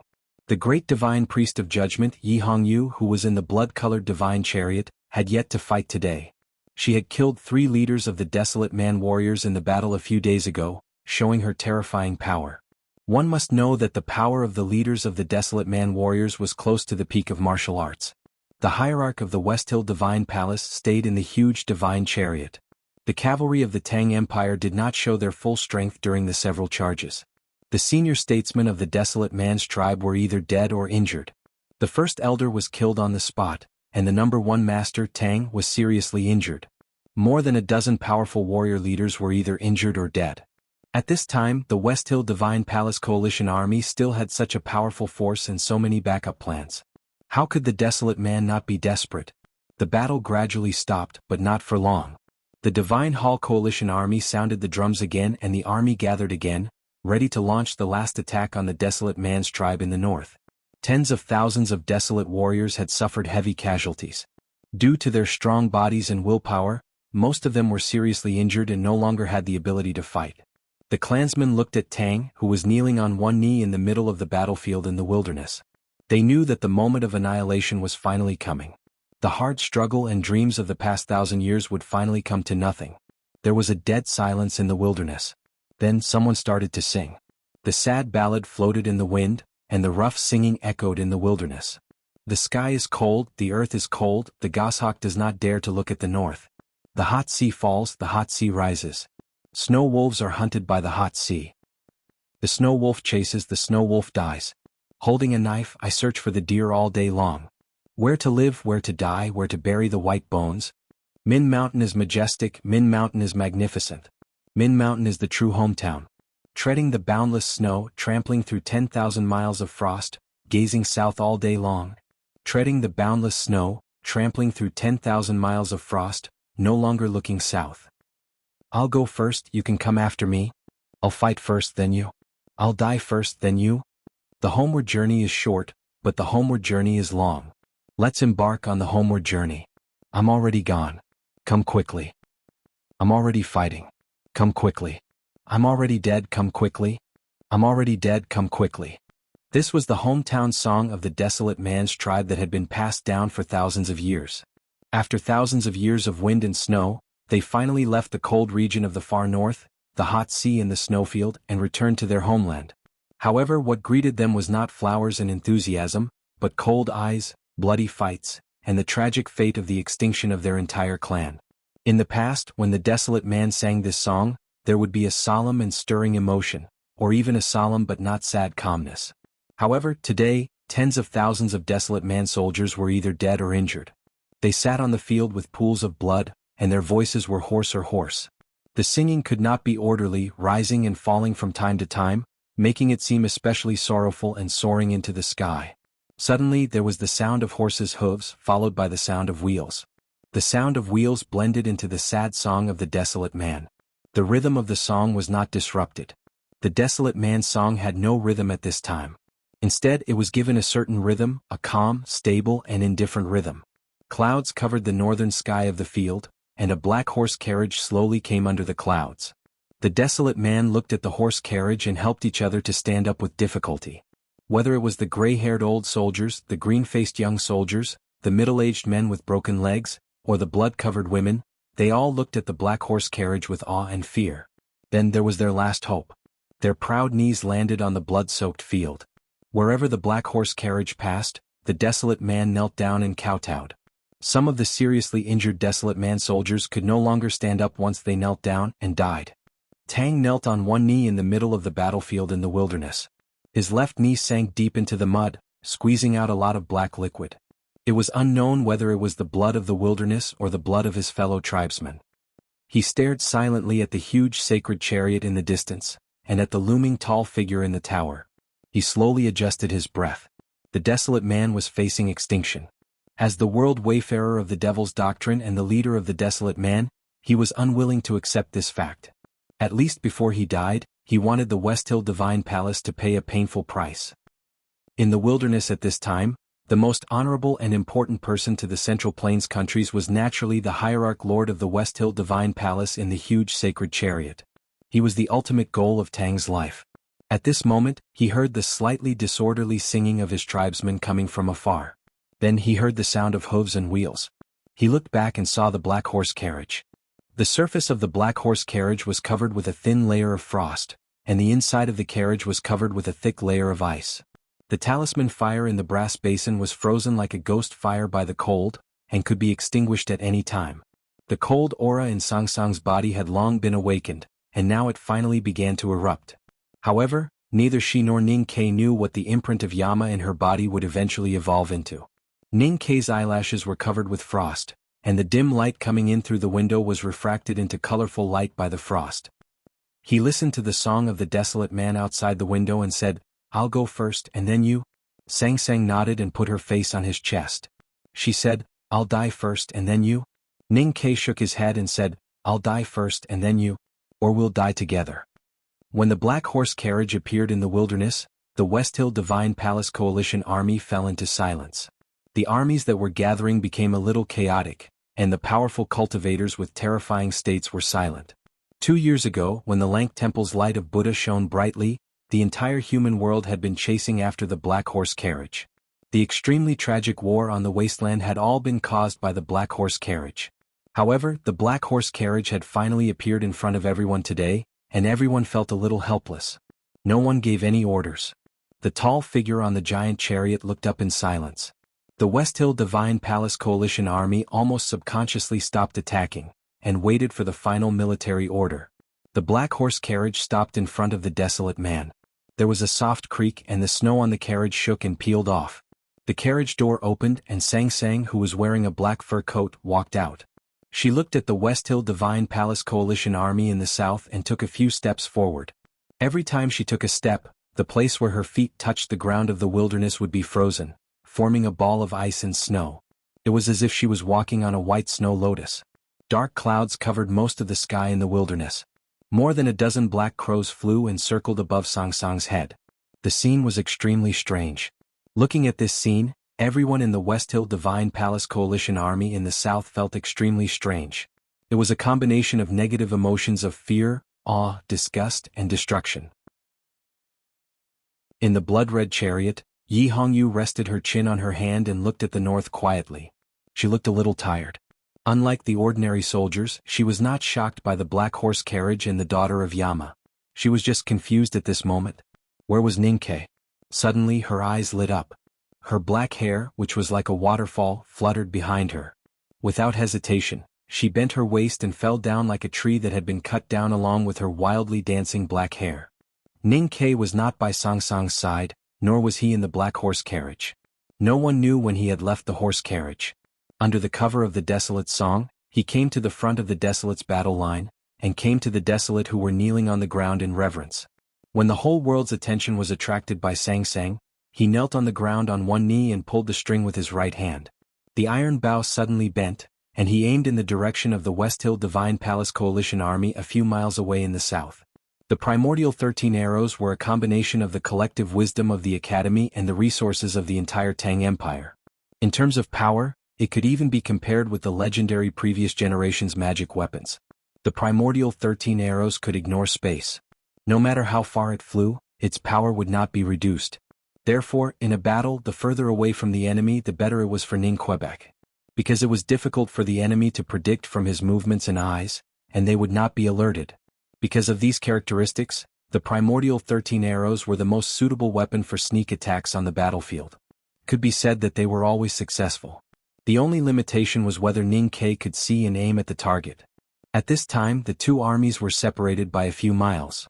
Ordinary arrows and flying swords could not fly over, but Ning Ke could clearly see all the details of the battle line that stretched for more than 20 miles, and he could aim at whoever he wanted. Shing shing shing. Ning Ke knelt on one knee and hid among the desolate. He moved continuously and shot 5 arrows at lightning speed. He knew that there were not many opportunities left for him today. He had to seize and make full use of this opportunity, which meant that he had to kill enough targets in the first attack. The first arrow was the most unexpected and the most difficult to guard against. It had the highest chance of success. Of course, the target chosen was the most important person, the one who could most likely cause a fundamental change in the battle. This target was easy to choose. Just as Tang decided to kill that person at the cost of his life, Ning Ke did not hesitate to choose to shoot the first arrow at the hierarch of the West Hill Divine Palace. Everything was as Ning Ke had expected. The battlefield was far away, different from the battles in the Lang Temple and Chaiyang City with the primordial 13 arrows. No one could predict his actions in advance. At least when the first sound of the string reverberated in the wilderness, no one knew that the iron arrow had left the string. The primordial 13 arrows ignored time and space, so logically no one could avoid it.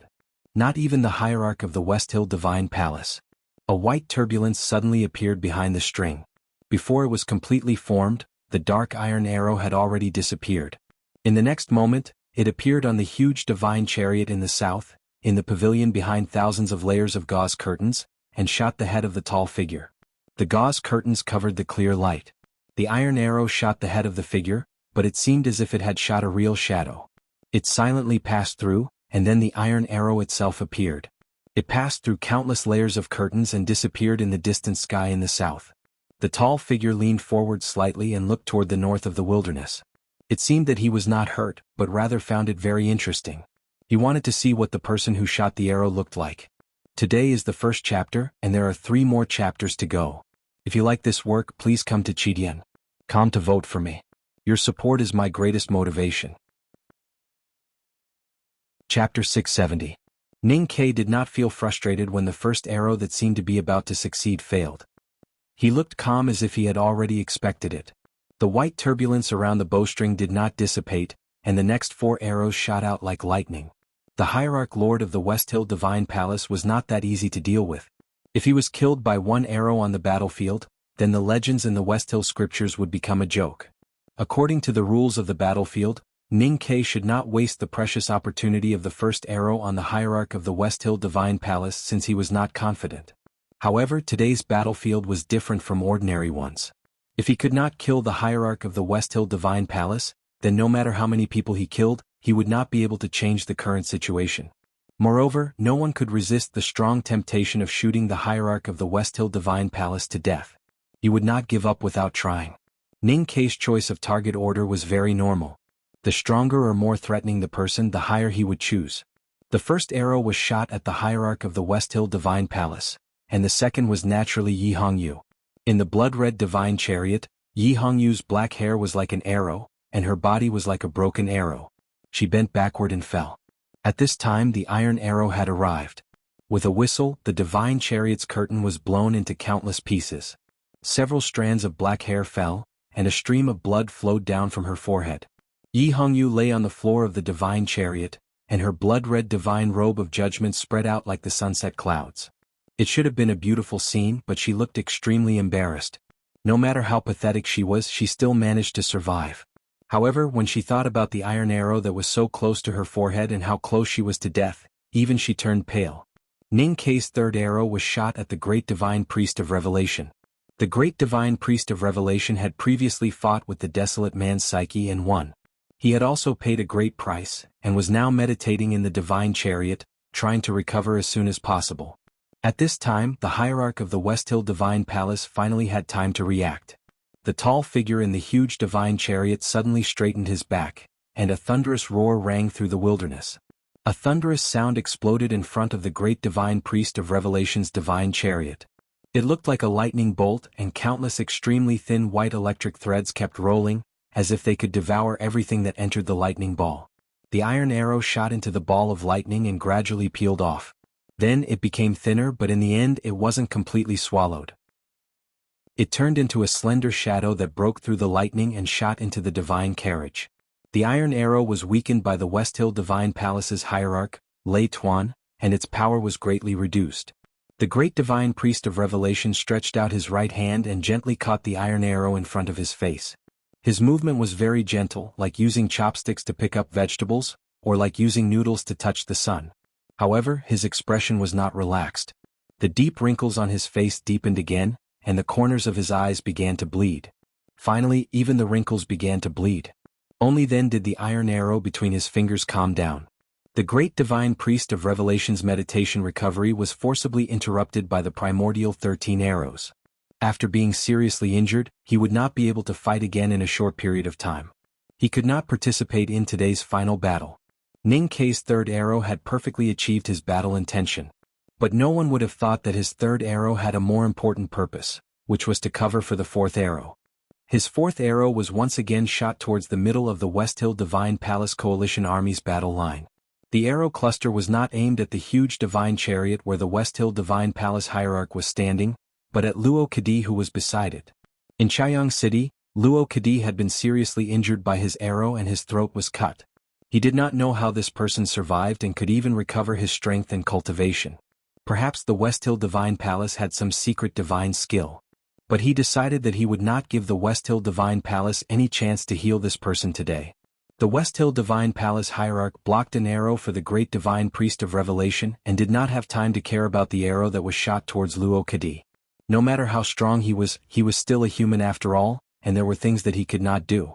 The iron arrow accurately hit Luo Kadi's throat, like a thread in a young girl's hand passing through the eye of a needle.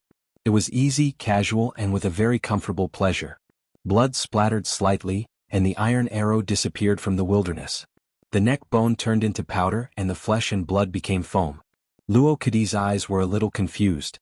He did not know what had happened. He wanted to look at his throat that had been through many hardships, and was worried that he would never be able to speak again. He lowered his head and his head fell. His body was as burly as a mountain. His head fell like a stone rolling down from the top of a mountain. It fell to the ground with a muffled thud. The divine guards of the West Hill Divine Palace surrounded Luo Kadi's corpse. Their eyes were filled with intense fear and endless sorrow as they watched their Lord Commander's inexplicable decapitation and death. At this moment, there was suddenly an earth-shattering scream and wail from not far away. They looked back in shock and saw that the South Jin Kingdom's military camp was in chaos. They did not know what had happened. There was a large pool of blood on the ground of the South Jin Kingdom's military camp. In the blood, there were pieces of flesh that had been shaken into pieces, and there was also half a corpse. Looking at the pair of golden silk cloud boots on his feet, he should be a member of the royal family. Several eunuchs and a few masters from the sword garret of South Jin Kingdom looked at the pool of flesh with pale faces. They trembled in shock and fear, and one eunuch even fainted from crying. "Your Highness! Your Highness!" A general of the South Jin Kingdom knelt beside the pool of flesh. His face was pale and his eyes were filled with terror. It was as if he was scared out of his wits and he kept shouting, trying to revive the pool of flesh. If the pool of flesh could not be revived, then the general of the South Jin Kingdom would definitely die. Countless soldiers and eunuchs of the South Jin Kingdom in the wilderness today would become a pool of flesh in the near future. This was Ning Kei's fifth arrow.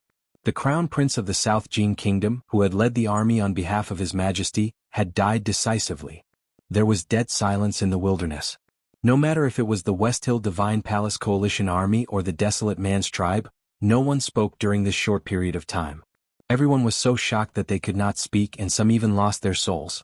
Seeing that the West Hill Divine Palace Coalition Army was about to win, and as long as they rode forward, they would be able to cut off all the heads of the Desolate Man and exterminate the entire tribe. At this moment, 5 iron arrows flew from the wilderness.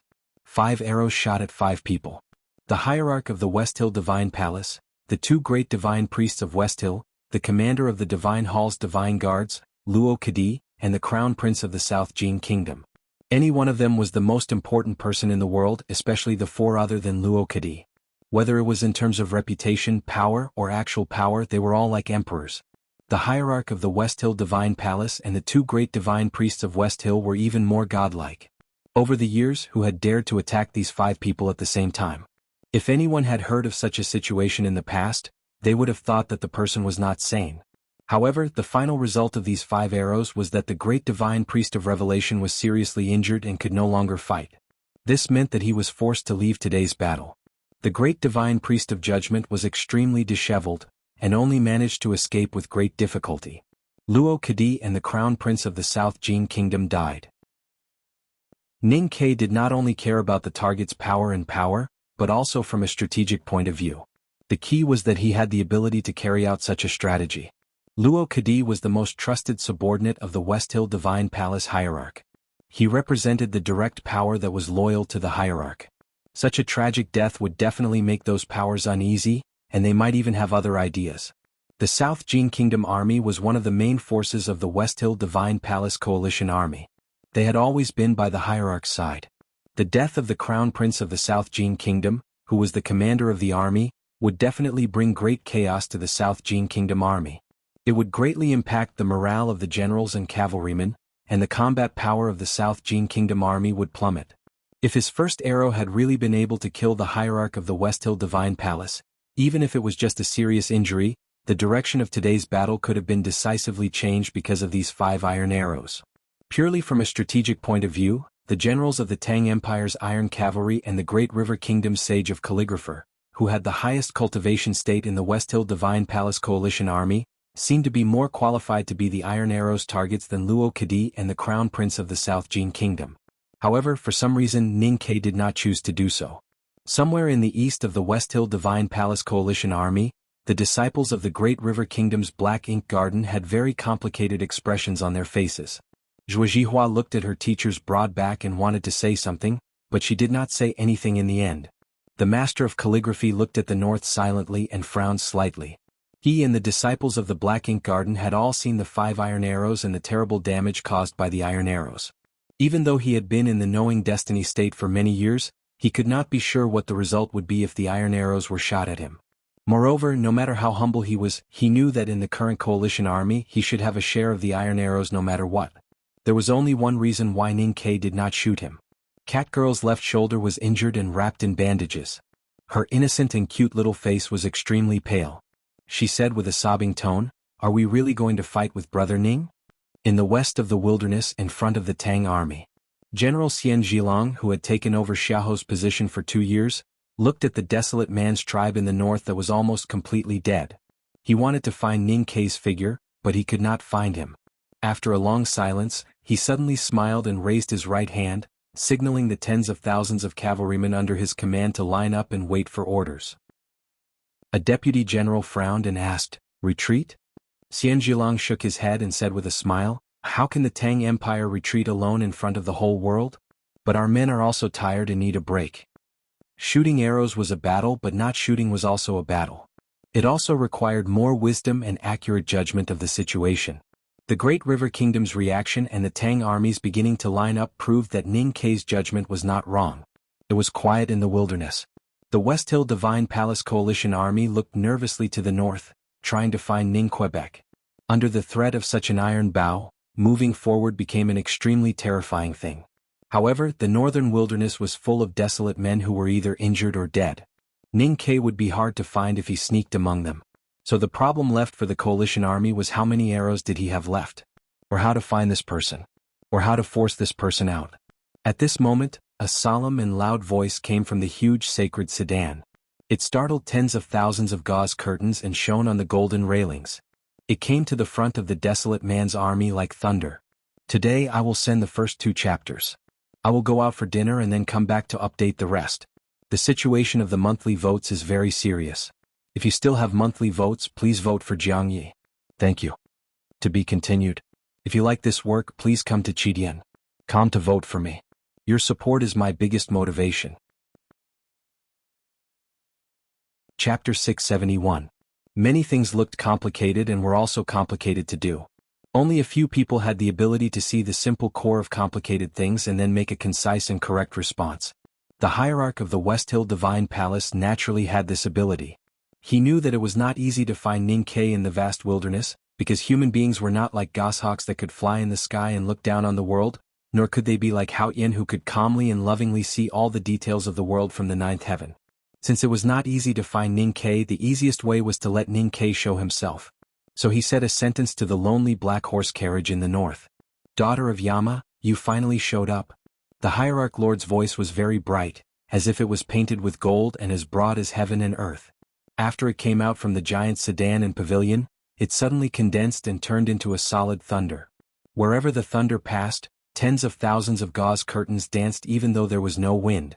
The golden railings beside the sedan shone brightly. Several priests spat out blood and fell to the ground dead. A straight invisible air wave appeared in the wilderness, stirring up the bloody soil and countless grass and gravel, attacking the black horse carriage in the north. A figure swept out from the crowd of wilderness and came to Sang Sang as fast as he could. It was Ning Quebec. He took out the big black umbrella from behind and wanted to open it to block the thunderous sound wave for her. The sound wave was too strong, the wind howled and the thunder rumbled. Before the big black umbrella could be fully opened, Ning Ke was blown to the ground more than 100 feet away. His black academy uniform had many tiny tears, and his tough skin had many cuts, some of which began to bleed. The big black horse looked at the thunder, the sound wave and the strong wind, and it kicked its hooves in fear. It wanted to turn around and escape, but it could not bear to run away. It bent its front hooves and buried its head in the ground, pretending that nothing had happened. The thunder came to Sang Sang.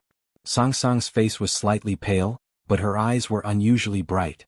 She did not know how she could withstand the terrible thunder, but she vaguely knew that she should not be afraid of it. The dozen or so black crows circling above her head suddenly swooped down and let out extremely cold, shrill and unpleasant caws towards the thunderous sound that carried dust and rocks. The black crow kept flapping its wings. Every time it flapped its wings, it would create 2 strong gusts of wind that carried the cold aura emitted from Sang Sang's body towards the south. Countless cold gusts of wind were generated from the bottom of the black crow's wings. They were like countless thin ropes that intertwined and weaved together, eventually turning into an extremely tough and thick rope. The sound of thunder and the cold wind met in front of Sang Sang. The cawing of the black crows became more and more shrill. From time to time, black feathers would fall off, float down, and stick to the ice around Sang Sang, looking like ink spots on white paper. The cold wind gradually subsided. The sound of thunder gradually dispersed. The smoke and dust gradually settled. The dozen or so black crows flew back to Sang Sang's head and circled around.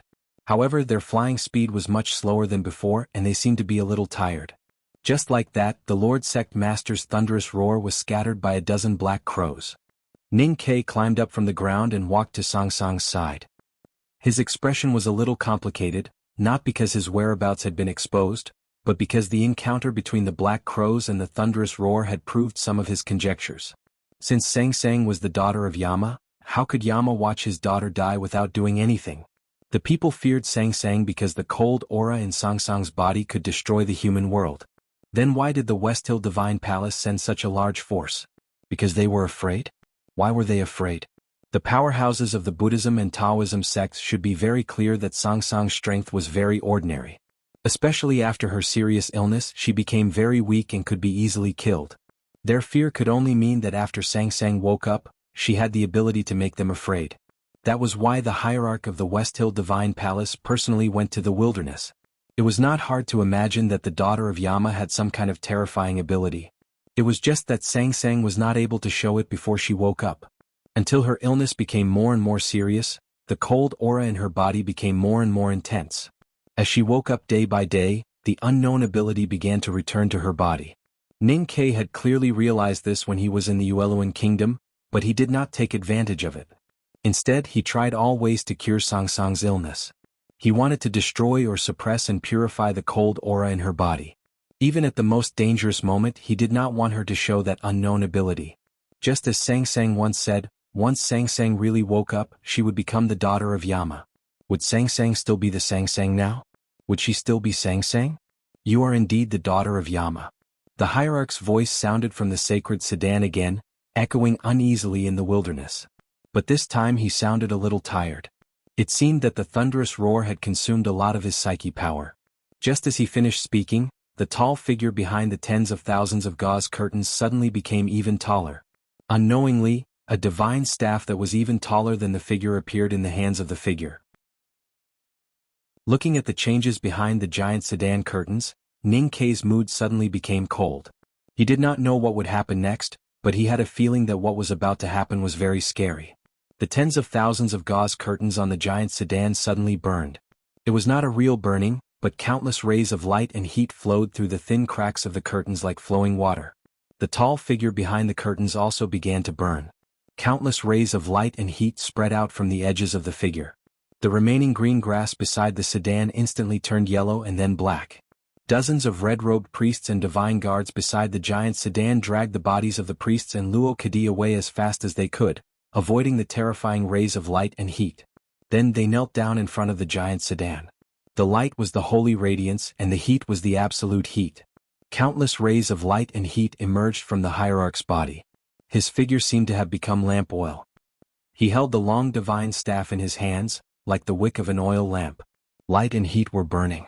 The burning of the lamp oil was transmitted to the burning of the wick, and it became a specific flame. The flame was a pillar of light. A holy pillar of light emerged from the top of the divine staff, penetrating the top of the giant sedan and shining into the sky. The southern sky was not covered by dark clouds. It was blue and boundless with a few white clouds floating above. When the pillar of light fell on the sky, the blue sky became bright in an instant. A few white clouds floating in the sky covered the light in the sky, and the edges seemed to be plated with a golden edge. Endless pressure descended from the sky and fell on the wilderness. There was only one color left in the blue sky and white clouds, or rather, there was no color at all. There was only light. Absolute light was a very monotonous visual perception. At this moment, the hundreds of thousands of people in the wilderness looked up at the bright sky, but they felt that they had seen an infinitely rich world. That world was not a real divine kingdom, but a spiritual perception. The infinite richness they saw was not a specific object, but a projection of countless human emotions under the power of Haotian. The scene at this moment had already surpassed all the imagination of the world of cultivation, and the imagination of cultivators of the highest state. This was no longer a divine skill but more like a miracle. The hundreds of thousands of people of the West Hill Divine Palace Coalition Army knelt on the slightly cold ground of the wilderness and worshipped the bright sky. They worshipped the scene that only appeared in the mythological scriptures. The expressions on their faces were shock, awe, excitement, and fear. Then they all turned into absolute devotion and fanaticism.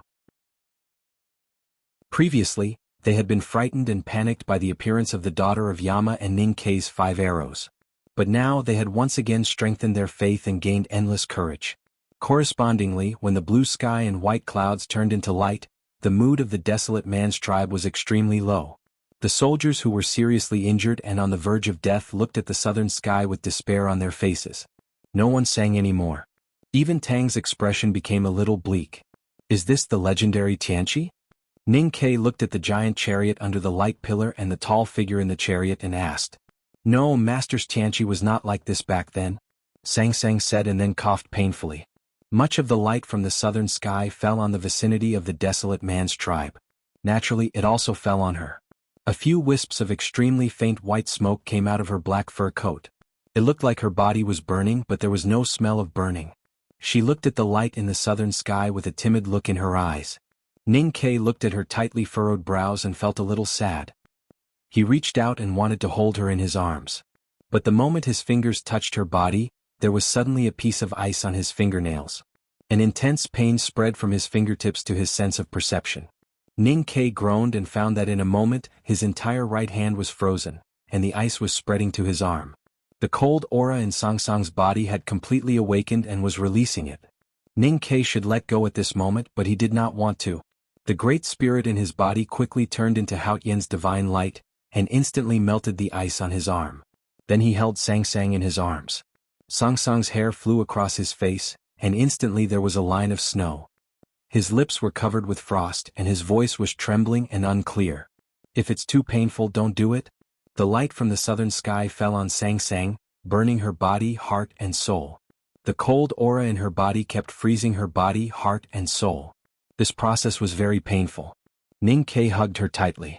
The frost on his body was shattered and melted by the great spirit in his body, and then condensed again. He was also in pain, but he knew that she was in more pain. Sang Sang's body trembled violently, and she seemed to be in great pain. She curled up in Ninkei's arms to hide, just like in the past years, trying to find safety and warmth there. However, the light was everywhere and she had nowhere to hide. The cold aura was in her body and she could not hide. She could only continue to suffer between the heat and the bitter cold. One more chapter. To be continued. If you like this work, please come to Chidian.com to vote for me. Your support is my greatest motivation. Chapter 672. Sang Sang cried out. Her tears slid down her dark face and fell on Ninkei's body. The black cloth suddenly hardened and fell on the ground, turning into ice beads. Each ice bead was crystal clear, round, and exactly the same size. A series of extremely fine shattering sounds rang out from within her body. It was as if her bones were being crushed into countless fragments, or as if her flesh and blood were being decomposed. It was even more like a hard piece of ice being continuously compressed. The cold aura in her body was finally released completely. With her body as the center, a dark ball spread in all directions. Ninkei, who was holding her, was instantly hit and sent flying dozens of feet away. Wherever the aura reached, the field was frozen, the grass was covered with frost, and there was no sign of life at all. Ning Ke fell heavily on the ground and spat out blood. The blood froze instantly, and it was not until the third mouthful of blood that it began to emit hot air. He was sent flying by the cold aura, but the big black umbrella remained where it was, right under Sang Sang's feet. Sang Sang squatted down, picked up the big black umbrella and opened it. The cold aura continued to be released from her body to the wilderness. After the invisible aura met with the real nature, it turned into a cold black cyclone, rolling up the gravel on the ground and whirling around her body. It looked like a black cloud of dust. Since landing in the small courtyard in Chaoyang City of the Yueluan Kingdom, the black crows had been following Sang Sang, circling and dancing in the sky above her head. At this time, when Sang Sang changed, more than a dozen black crows seemed to sense something. They cawed and flew away, flapping their black wings to fly higher into the sky, as if they wanted to get as far away from her as possible. Finally, they all flew into the dark clouds. The cloud had been following Sang Sang for a longer time, and it had never left the western wilderness. It became thicker and thicker, and it became difficult for the light to penetrate and refract. Gradually, it became dark clouds, but the clouds themselves should be white. After flying into the clouds, the dozen black crows became small black spots, as if someone had dripped a few drops of thick ink into the water urn. The color of the clouds gradually became darker and darker.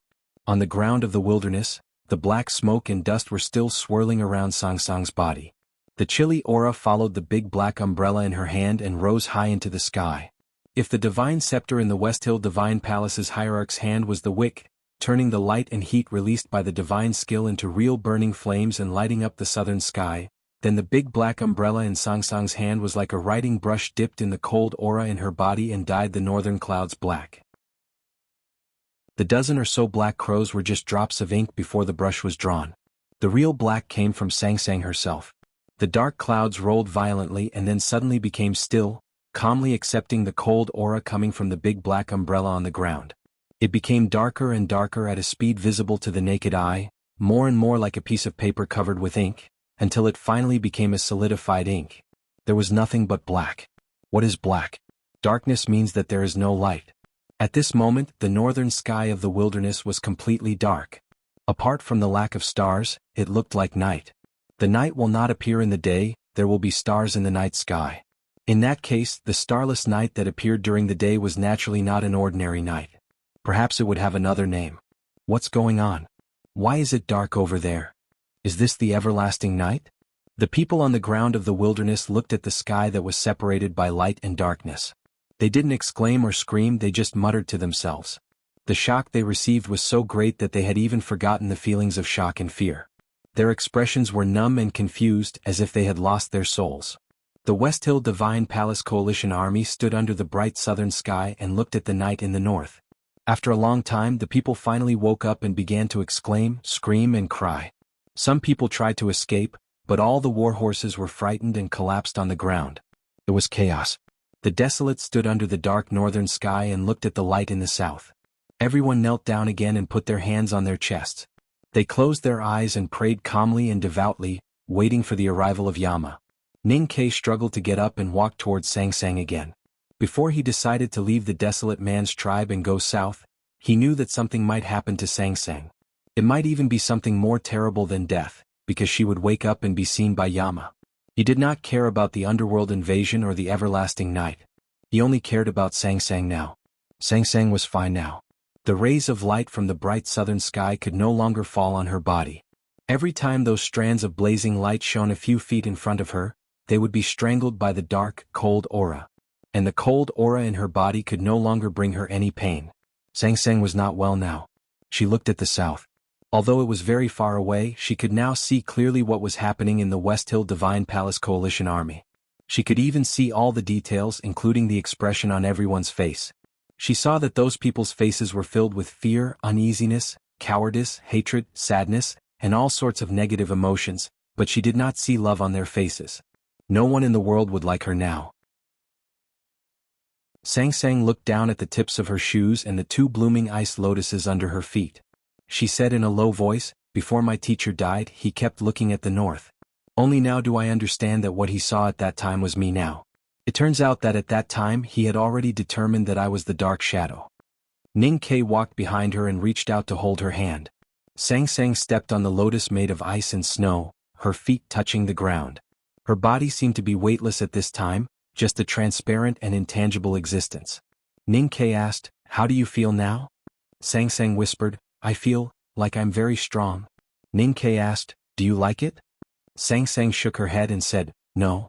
Ning Ke said, "Bear with it." Sang Sang said, "I can't help it." Ning Ke asked, "Why not?" Sang Sang looked up at the south and said, "Because no one will like me anymore." Ning Ke said, "Be more promising. At least be sober." Sang Sang asked, "What do you mean by sober?" Ning Ke said, "You are so ugly and bad-tempered. No one in the world likes you except me.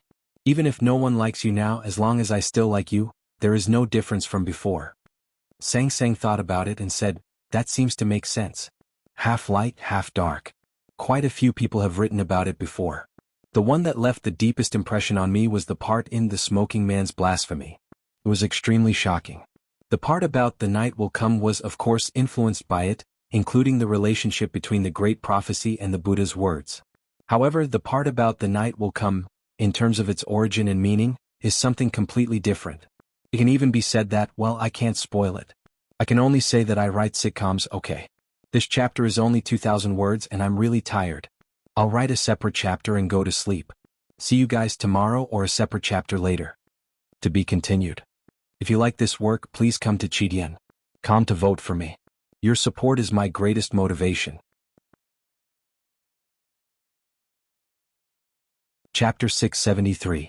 Endless darkness and coldness poured into the sky from the big black umbrella and dyed the northern sky of the wilderness black, as if the night had come. Endless light and heat poured into the sky from the top of the scepter and dyed the southern sky of the wilderness bright, as if the divine kingdom had come to the human world. In the blood-colored chariot, Yi Hongyu looked at the sky that had been cut into two different halves. There was no expression on her beautiful face. Then she wiped the blood from her forehead and looked at Sang Sang in the north. Sang Sang was the daughter of Yama. Anything that happened to her could be imagined. Although Yi Hongyu was shocked, she did not pay much attention to it. Her eyes finally fell on the hierarch of the West Hill Divine Palace a few miles to the east. Her brows slightly furrowed, because she could not clearly see whether that holy pillar of light came from the Lord Hierarch's body and fell into the sky, or whether it fell from the sky and landed on his body. In the meadow dozens of miles to the south of the wilderness, dozens of riders were looking at the northern sky. The silver mask reflected the strange and frightening sky. Light and darkness met in his eyes. The color of his eyes became darker and darker, and his emotions became extremely complicated. No one knew what he was thinking. Now he did not care about light or darkness. He was just jealous that the little girl holding the big black umbrella had attracted everyone's attention. Even Ning Ke had become the center of the world at this time. It should be me standing there, Prince Longqing thought. Then he remembered that after he escaped from the Jisho Abbey 2 years ago, he thought that he was the son of Yama, so he became even more jealous. In Helan City, the Tang Emperor looked at the sky in silence. The arrival of the night indicated the invasion of the underworld, but it did not make the most powerful monarch in the human world feel any fear. On the contrary, his eyes became clearer and clearer as the light and darkness in the sky shone, and he looked a little excited. Master Huangyang stood beside the emperor and bowed to the light and darkness in the sky with his palms pressed together. His lips moved slightly, but no one knew what he was saying. At the back of the mountain of the academy, the wisteria on the steep-roofed corridor was blooming. The walls of the small building were covered with green vines. There was no one in the dark cliff cave. Everyone was on the edge of the cliff. Eldest brother and all the younger brothers and sisters stood on the edge of the cliff and silently looked at the sky in the north that was divided by darkness and light. The magnificent Chang and city was shrouded in golden light. "We should be there now," second senior brother said. Eldest brother said, "Even if we are there, we can't do anything." Second brother said, "But at least we are there." Eldest brother said, "Teacher doesn't agree with us being there, so we can only watch from here." In the sword garret of South Jin Kingdom, it was quiet in the dark cave. Spring had dyed the forest behind the mountain green, but it had no effect on the cliff cave. The pond in front of the hut was still cold. The sword saint, Lu Bai, sat cross-legged beside the pond. He lowered his head and did not look at the sky. The opening at the top of the cliff cave was too small. Even if he looked up at the clouds, he would only see a patch of light. An ancient sword slowly rose from the bottom of the pond. Compared to this sword, the sword that Lu Bai often used on the straw hut was as broken as a straw. No one knew that the sword saint, Lu Bai, was hiding in the belly of the sword Garrett. He had been meditating by the pool for many years. Other than the fear in his heart that he did not dare to show himself, he had been cultivating a real sword. It must be the strongest sword in the world. The sky shrouded the earth and could be seen by everyone. Therefore, everyone in the world could see the sky that was separated by light and darkness. However, because of the perspective, the further south one looked, the more light they could see and the smaller the dark sky. At the extreme south, the dark sky above the wilderness became a smear of black on the ground. It looked like a flattened dark passage. If that dark passage connected the underworld and the human world, then what would come out of that passage in the next moment? The army of the underworld or the body of Yama? In the depths of the South Sea in the extreme south, tides rose and fell. Huge waves shook the reef, and underwater volcanoes spewed lava continuously, evaporating the seawater. White fog shrouded the island. On the black reef at the edge of the island stood a Taoist in indigo. He looked at the dark sky in the far north and raised his eyebrows slightly.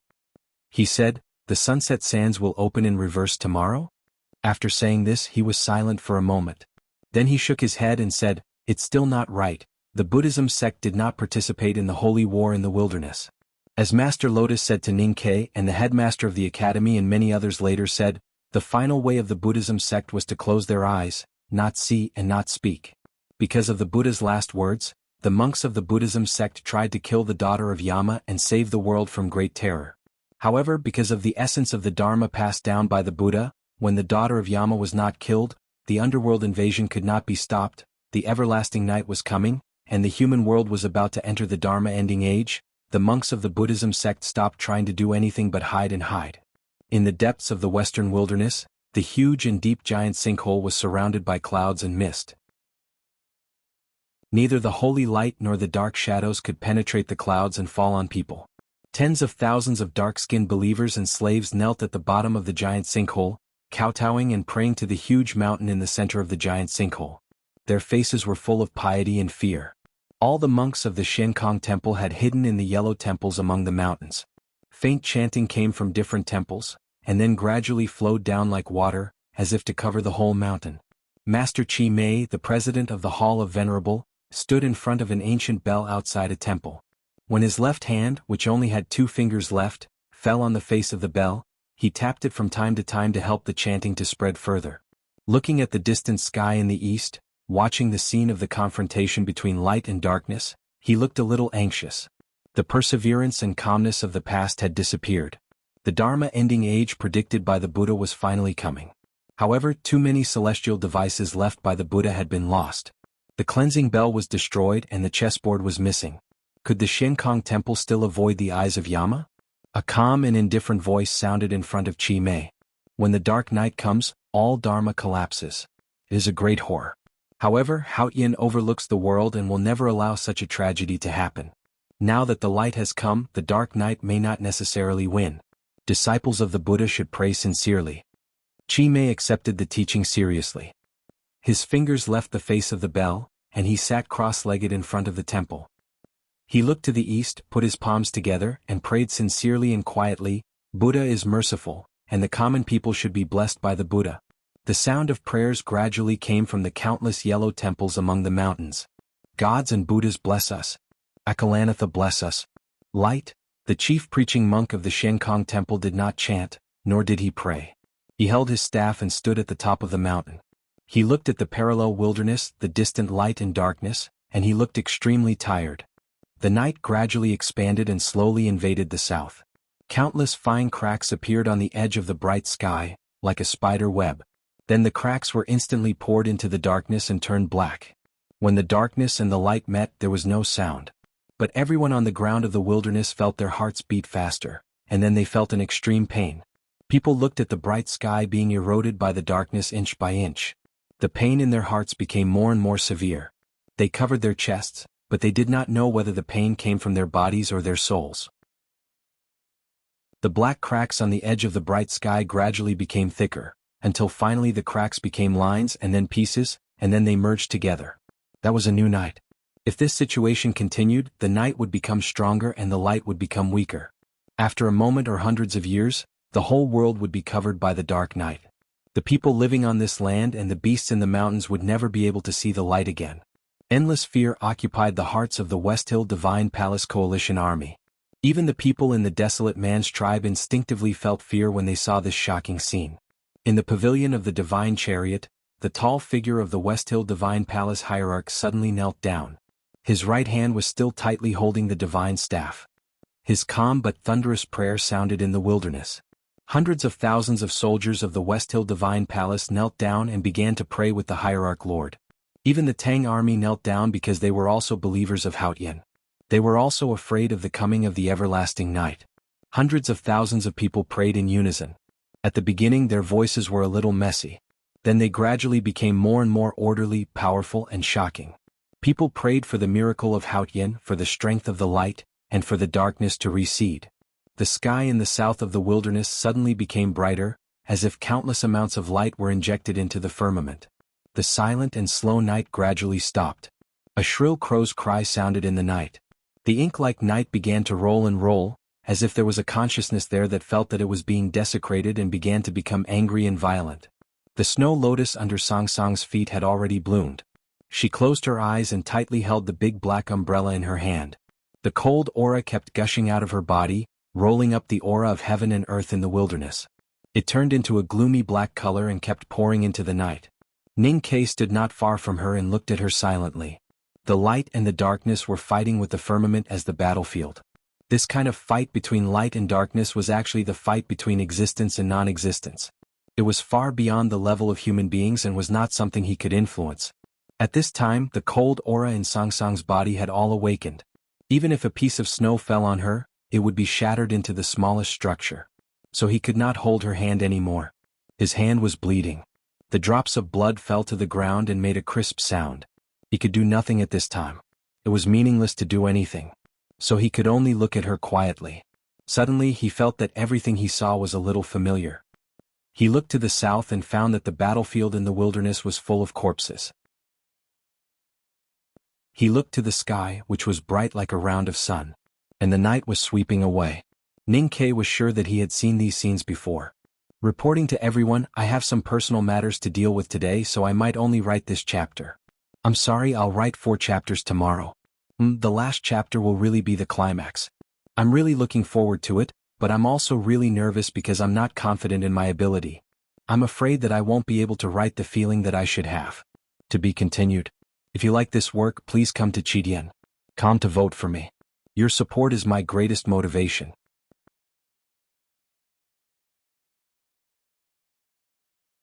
Chapter 674. Where did I see you? Ning Ke looked at the sky and the wilderness, at the boundary between light and darkness, and at the countless corpses lying on the ground. He remembered that it was a dream. A few years ago, when he was traveling from the city of Wei to Chang'an, he had a discussion and study with Liu Qingchen about cultivation. It was also on that night that he had a dream. When he went to bed that night, he held Song Song's slightly cold feet. He did not know if it was because of this, but the beginning of the dream was very strange. He dreamed of a sea on which there were endless white flowers or lotus flowers. When the white flowers dispersed, there was green seawater, and deep under the sea was a thick world of blood. In the world of blood, there were countless sad and fearless faces without facial features. He was terrified in the dream, and then he came to the real world, the wilderness.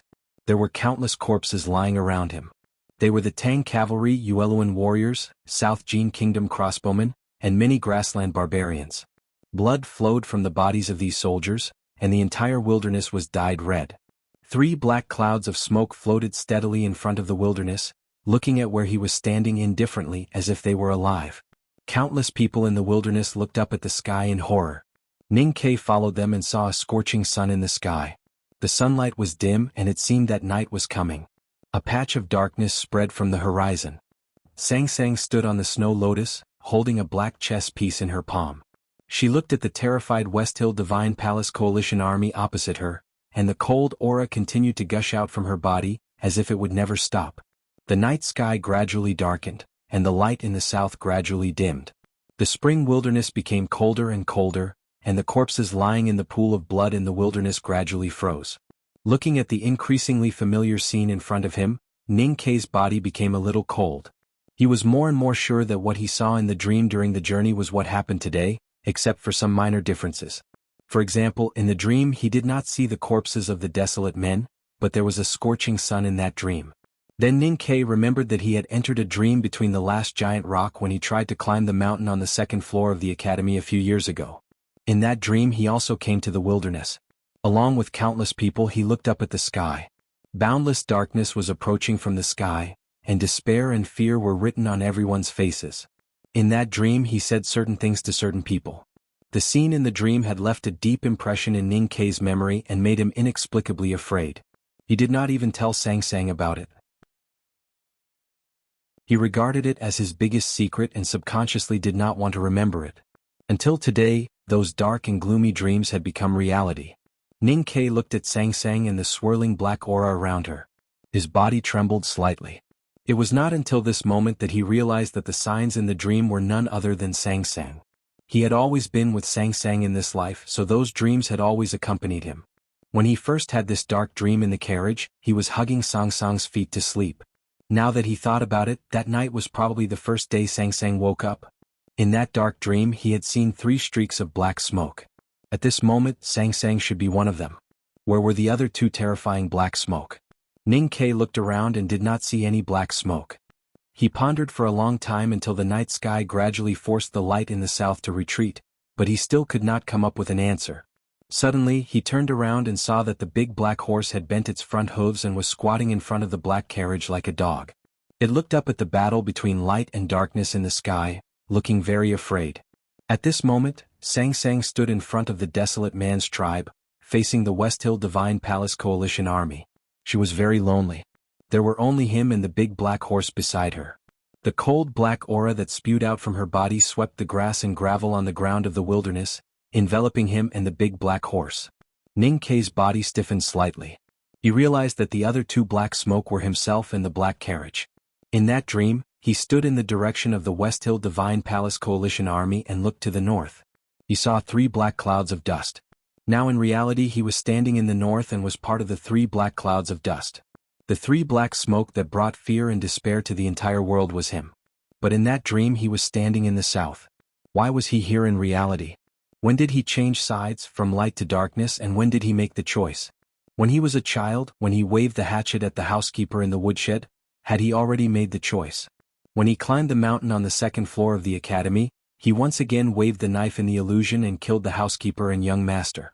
Then he walked towards the opposite darkness. Had he already made the choice? When he found out that Sang-Sang was the daughter of Yama in the Lank Temple, he walked into the light of Buddha without hesitation and opened the big black umbrella. He fled in the wilderness and waved the knife at the innocent people in Chaiyang City. In the dream he had made the choice. In reality he had made the same choice. Ning-Kei remembered that this dark dream had happened once before. That was in Chang'an City. He had just learned cultivation and could feel the chi of heaven and earth in the world. He was so touched that his eyes were slightly wet, and then he had a good sleep with Sang-Sang in his arms. Every time there was a big change in life there would be a dream. In that sweet sleep there was also a dark dream. In that dream, darkness gradually occupied the sky above the wilderness, and the pure night covered the sky. Seeing that the eternal night was coming, and when the cold defeated the light and heat, there was a sudden thunder in the sky. The thunder rumbled and instantly spread throughout the entire world. Many people in the wilderness were struck by this thunder and fell to the ground, moaning in pain. Those who could still stand were like statues, looking up at the sky in a daze. At the place where the thunder sounded, the holy light instantly lit up the entire night sky. High up in the sky, in the brightest place in the center of the holy light adventure, a huge golden door slowly opened. One could vaguely see the head of a huge golden dragon slowly poking out. Yes, if the dream represented the reality that was going to happen, and it was a sign of the war between light and darkness, then the darkness that Sang-Sang brought to the world would not be so easy to win. The light in the sky in the south had dimmed, and the huge and terrifying golden dragon head had not yet appeared. A great fear occupied Ning-Kei's body and mind. He looked at the sky in shock and looked at the darkened sky in the south. He thought to himself, will I really see that scene later? The dark night came from the north, oppressing the light in the south and making it dimmer. It was eroding the kingdom of light inch by inch. The white clouds that had been swallowed by the light reappeared. The edge of the white clouds suddenly brightened, and it was even brighter than when the West Hill Divine Palace Hierarch's divine scepter emitted a beam of light. It did not seem to be gilded and was completely burning. It looked like a scorching sun hiding very close behind the white clouds. A thunder rumbled in the sky. There was a loud bang. The heavenly thunder fell on the wilderness, and the blood that had congealed in the soil was all shaken out. It bounced up to the height of one's knees, and then fell down as if it was raining blood from heaven. The corpses of the desolate soldiers and the West Hill Divine Palace Coalition army that had fallen on the wilderness also leaped up, as if they had been resurrected for a moment, and then fell heavily to the ground, making horrible sounds of bones breaking and flesh breaking. Hundreds of thousands of people in the wilderness felt a sharp pain in their eardrums at the same time, and their knees went weak as they fell to the ground. More than 1,000 people who were closest to the center of the battlefield were directly shaken to death. This was the real sound of thunder, the sound of the heavenly thunder. Compared to the thunder that came from the sky, the whistling sounds of swords, arrows, crashing sounds, and screams from the bloody battle in the wilderness were all so weak. The wind and thunder that Yisu had attracted with his wooden sword when he chased after Tang were like firecrackers for children in the face of the heavenly thunder. They were not worth mentioning at all and were so laughable in comparison. In the eyes of heaven, everything in the world was so laughable. The thunder sounded in the sky, rising behind the clouds. The white cloud became brighter and brighter. Not only the edge but even the thick center seemed to be burning, radiating light and heat to the ground. People knelt on the ground of the wilderness and looked up in astonishment.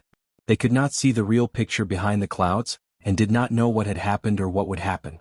Only Ning Ke vaguely understood what was happening behind the clouds. He had a dream and these things had appeared in that dark dream. The sound of thunder was the sound of the door opening. At this time, an extremely heavy and huge golden door was slowly opening behind the clouds. Behind the golden door was Hao Yin's divine kingdom of light. Ning Ke felt cold all over, and then he began to tremble like an ice sculpture, constantly shaking off ice chips. His body and soul were occupied by endless fear. In this wilderness, only he knew what was going to happen and only he knew the truth. That was why he was lonely and then more afraid until he fell into despair. He looked at Sang Sang and shouted desperately, but his voice could not be heard in the increasingly bright light. Sang Sang still did not hear him. He ran to the black horse carriage as fast as he could, pulled the big black horse and drove to Sang Sang, trying to escape with Sang Sang. However, at this moment, the white cloud in the southern sky suddenly darkened. It was not the white cloud that darkened, but something appeared from behind the clouds, and suddenly suppressed all the light in the wilderness, because that thing was extremely bright. A huge golden dragon head peeked out from the clouds, looking down at the wilderness indifferently. Chapter 1. To be continued. If you like this work, please come to Chidian.com to vote for me. Your support is my greatest motivation. Chapter 675. The golden dragon's head was huge. It was high up in the sky, but it seemed to appear in front of everyone. All the details could be seen clearly. The scales were like mirrors and the dragon horns were like volcanoes. It had a specific shape, but it was hard to describe. It was pure gold, but also transparent. It gave off endless light and heat, sprinkling on the ground of the wilderness. With the appearance of the golden dragon's head, the southern sky suddenly lit up and returned to its previous state. Then, in an instant, it was tens of thousands of times more light and heat than the West Hill Divine Palace Hierarch's divine scepter. The dark night in the northern sky seemed to feel the power of the new light and suddenly became stagnant. The golden dragon's head slowly turned, and its two bright eyes swept over the humans on the wasteland with an ancient sense of stillness. Its expression was indifferent as it released a terrifying pressure. There were records about dragons in the West Hill Divine Palace's teachings, stories about dragons in the Buddhist scriptures, and legends about dragons in the human world. However, no one had ever seen a dragon with their own eyes, let alone a giant golden dragon. Such a mythical creature had actually come to the human world. The humans on the wilderness went crazy. Especially the West Hill Divine Palace Coalition army. Seeing that darkness was about to defeat light and that Yama was about to appear, they suddenly saw the giant golden dragon that represented light. They were so excited that tears streamed down their cheeks. They knelt on the ground and kowtowed. More people looked at the sky in a daze as if they had lost their minds. The golden dragon's head released infinite light. Light represented warmth and love. However, light sometimes meant punishment when people dared to look directly at the light. In the next moment, the humans on the wilderness cried out in pain. They covered their eyes and knelt on the ground, no longer daring to look at the sky. However, the light from the golden dragon's head was so tempting that some devout believers of Haotian fearlessly looked in that direction with tears streaming down their cheeks. Under the endless light, the tears on the believers' faces evaporated instantly. The liquid in their eyes also evaporated, turning into 2 wisps of green smoke and disappearing without a trace. They became blind just like that. Because of those dreams, Ning Ke had foreseen the appearance of the golden dragon's head. That was why he did not look up at the sky. He tore off the cloth and wrapped the big black horse's eyes. He pulled the black carriage to Song Song's side. Song Song's eyes were tightly shut and her face was abnormally pale. The black smoke around her was being purified at a speed visible to the naked eye under the illumination of the golden dragon head. Her body trembled violently in the cold aura that was gradually fading away. She seemed to be in extreme pain. The desolate men once again fell into despair and endless fear. How could they, the people of the mortal world, resist the divine punishment from Haotian? The desolate fell into despair and endless fear again. How could they resist? Tang did not look directly at the sky. The light and pressure emitted by the huge golden dragon head was not a power that could be resisted by the mortal world. However, he did not kneel because he was the last world wayfarer of the devil's doctrine. He represented the spirit of the devil's doctrine, and what the devil's doctrine wanted to resist was Haotian's rule over the world. There were also a few leaders of the desolate who cultivated in the devil's doctrine's techniques. They forced themselves to stand up despite their serious injuries and looked straight at the wilderness that was shrouded in light. They tottered but refused to kneel down. The light from the sky grew brighter and heavier. The bodies of Tang and the leaders of the desolate warriors cracked. It was the desolate's hard bones fighting against Haotian's power. Sensing that there was actually an insignificant human in the wasteland who dared to defy its majesty, the golden dragon's head in the sky slowly turned and indifferently looked in that direction, letting out a dragon roar. The dragon's roar was low and deep, and when it landed on the wasteland, it was like a hurricane. In the wind, there seemed to be countless priests praying, countless knights roaring, and countless lights appearing. The grass on the wilderness that was drenched by the blood instantly turned black. The blood instantly evaporated into a fishy smell of steam. The few desolate man leaders groaned in pain and fell down one after another. There was a crisp sound. Tang's left thigh bone was broken. He let out an angry and unwilling roar and fell backward. Even though he spat out blood, he did not kneel. The golden dragon came from Haotian's divine kingdom. It represented Haotian's power and released Haotian's will to the mortal world. It was a miracle and a punishment. The power of its roar was irresistible. Hundreds of thousands of people in the wilderness knelt down to show their respect and submission. In the West Hill Divine Palace, through the countless curtains, the tall figure in the giant chariot could be seen to have knelt down. The hierarch lord's hand that was holding the divine staff was trembling. No one knew if it was because of fear or something else. In another divine chariot, the great divine priest of revelation had also knelt down. He looked very calm. The deep wrinkles on his face reflected the light coming through the curtains. It was as if he was smeared with gold powder. In the blood-colored divine chariot, the great divine priest of judgment, Yi Hongyu, also knelt down to show her respect to the golden dragon's head in the sky. She had maintained this posture since the moment the golden dragon's head descended to the mortal world. Only she knew that her knees had never touched the ground. It was not until the golden dragon let out that roar and Haotian's power swept across the wilderness that her knees were forced to touch the ground. Tang and several leaders of the desolate spat out blood and fell to the ground. Her face suddenly turned pale. Blood seeped from her knees and the corner of her lips. The golden dragon's head scattered infinite light onto the surface of the wilderness. In a short period of time, it purified the dark aura around Sang Sang. The rays of light that contained absolute light and heat fell directly on Sang Sang's body. Countless wisps of green smoke came out of her body. In the light, Sang Sang appeared to be in extreme pain. She held her chest and coughed non-stop. What she coughed out was not blood, nor was it a cold aura. Instead, it was something black and transparent like ice. The black transparent ice was coughed out from her lips and fell on the ground of the wilderness. It made a heavy impact and created a deep pit before disappearing. At this moment, the dragon's roar from the golden dragon's head had also reached her. The black ice was completely crushed into the tiniest gravel. Her body suddenly twisted as if it was about to break. Ning Ke had already pushed his speed to the maximum. However, it was impossible for him to be faster than the speed of light and the speed of the dragon's roar. Just as his fingers touched Sang Sang's body, Haotian's power spread to his body. With a thud, he knelt on the ground beside Sang Sang. His knees hit the ground hard and seemed to shatter instantly. The intense pain was clearly transmitted to his sense of perception. It caused his face to turn pale and he was abnormally terrified. No one in the world could resist the roar of the golden dragon. In front of Hao Yin he was already so weak. In that case, what was the meaning of the choices he had made all these years? The battle between light and darkness was about to end. Sang Sang was about to die. What could he do? What could he change? If he could not change anything, then why did he have those dreams? Why could he see the future and the present in his dreams? Ning Ke put his hands on the ground and used all his strength to squat up. Then he stomped his feet back and changed from a kneeling position to a sitting position. He stood up under the pressure of the light, his expression extremely painful.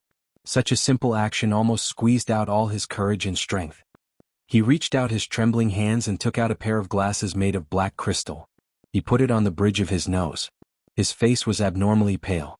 After putting on the sunglasses, it became even paler. The sunglasses corresponded to the darkness. The world in his eyes also became very dark. The blood and corpses in the wilderness had already occupied most of the light and heat in the sky. At this moment in his eyes, it became much dimmer and colder. It was even more similar to what he had seen in his dark dreams. Ning Ke raised his head and looked directly at the golden dragon's head in the sky. The huge golden dragon's head almost occupied his entire field of vision, so it was very easy to aim. Although he had sunglasses on, the light still pierced his eyes and made them unbearably painful. Unknowingly, tears flowed down his face. The iron bow was slowly pulled, making a creaking sound. The dark iron arrow trembled slightly on the string. The sharp arrowhead faced the light from the sky and seemed a little dim, as if it was afraid. There was no fear on Ning Ke's face, only determination. He looked at the golden dragon's head in the black glasses and roared. He loosened the string and released the arrow, aiming directly at the golden dragon's right eye. The mythical creature represented Hao Yin and descended to the human world. The people living in the human world either knelt on the ground to show their reverence, surrender, or remained silent like a stone. However, no one would ever think of killing it, because it was impossible. But Ning Ke did it. The white turbulence had just blossomed behind the bowstring when it was purified into nothingness by the infinite light that descended from the sky. However, the iron arrow had already left the bowstring. In a split second, it had already reached a very high place in the sky. At this moment, everyone in the wilderness was kneeling on the ground. No one dared to look directly at the sky or the golden dragon's head in the sky. So no one saw this scene that had rarely happened in thousands of years. The golden dragon's head was extremely high up in the sky. In the human world, other than Liu Bai's sword, probably only Ning Ke's primordial 13 arrows could touch its territory. The dark iron arrow turned into an extremely thin black shadow in the thousands of rays of light. It accurately hit the golden dragon's left eye and was instantly purified by the light. If the giant golden dragon's eyes were like a calm lake, then the primordial 13 arrows, which made the cultivation world tremble, were like a thin piece of ice thrown into a lake. They disappeared instantly and did not cause any ripples at all. Ning Ke was not surprised by the result of this arrow. However, the word despair did not exist in his dictionary. He would not give up until the very end. Since he was going to die, he would not be satisfied if he did not shoot this arrow. The giant golden dragon looked down at the ground of the wilderness and at Ning Ke, who was holding the bow. A hint of mockery and contempt appeared in its huge lake of light eyes. Then it returned to absolute indifference and exhaled a dragon's breath. The dragon's head exhaled, and the golden light condensed into billions of grains of sand that fell on the wilderness like a river of sand. However, every grain of sand was absolutely transparent and contained infinite power. Chapter 2. To be continued. If you like this work, please come to Chidian.com to vote for me. Your support is my greatest motivation.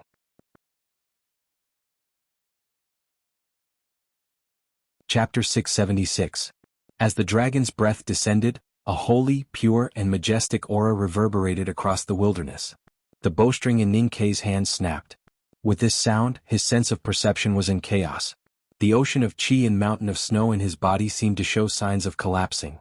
What was more frightening was that the drop of liquid formed by the Great Spirit in his lower abdomen seemed to have sensed the call of the dragon's breath. It spun violently and released countless threads of air that poured into every part of his body. If that was all, it would not be a big deal. The problem was that the Great Spirit that poured into every part of his body showed signs of penetrating through his skin and leaving his body, In the sky, the golden dragon's head slowly moved forward, and its slender body finally poked out of the burning white cloud. Its scales were as fine as brocade and as bright as mirrors, and they rubbed against the clouds in the air, producing golden sparks. As the giant golden dragon gradually revealed its full form, the pressure that enveloped the entire wilderness became heavier and more terrifying. Even the space of the wilderness itself began to become unstable. The dragon's breath that fell on the wilderness was formed by tens of thousands of tiny golden gravel. Strangely, these golden gravel, which contained infinite pressure, did not ignite into a blazing divine light after falling on the ground. Instead, they danced in the wind like real sand. Just because it did not burn did not mean that it did not have any power. The golden sand-like dragon's breath fell on the wilderness and landed on the corpses of countless desolate man-soldiers. Suddenly, many tiny cracks appeared on the corpses of the desolate man-soldiers that had been sleeping for a long time.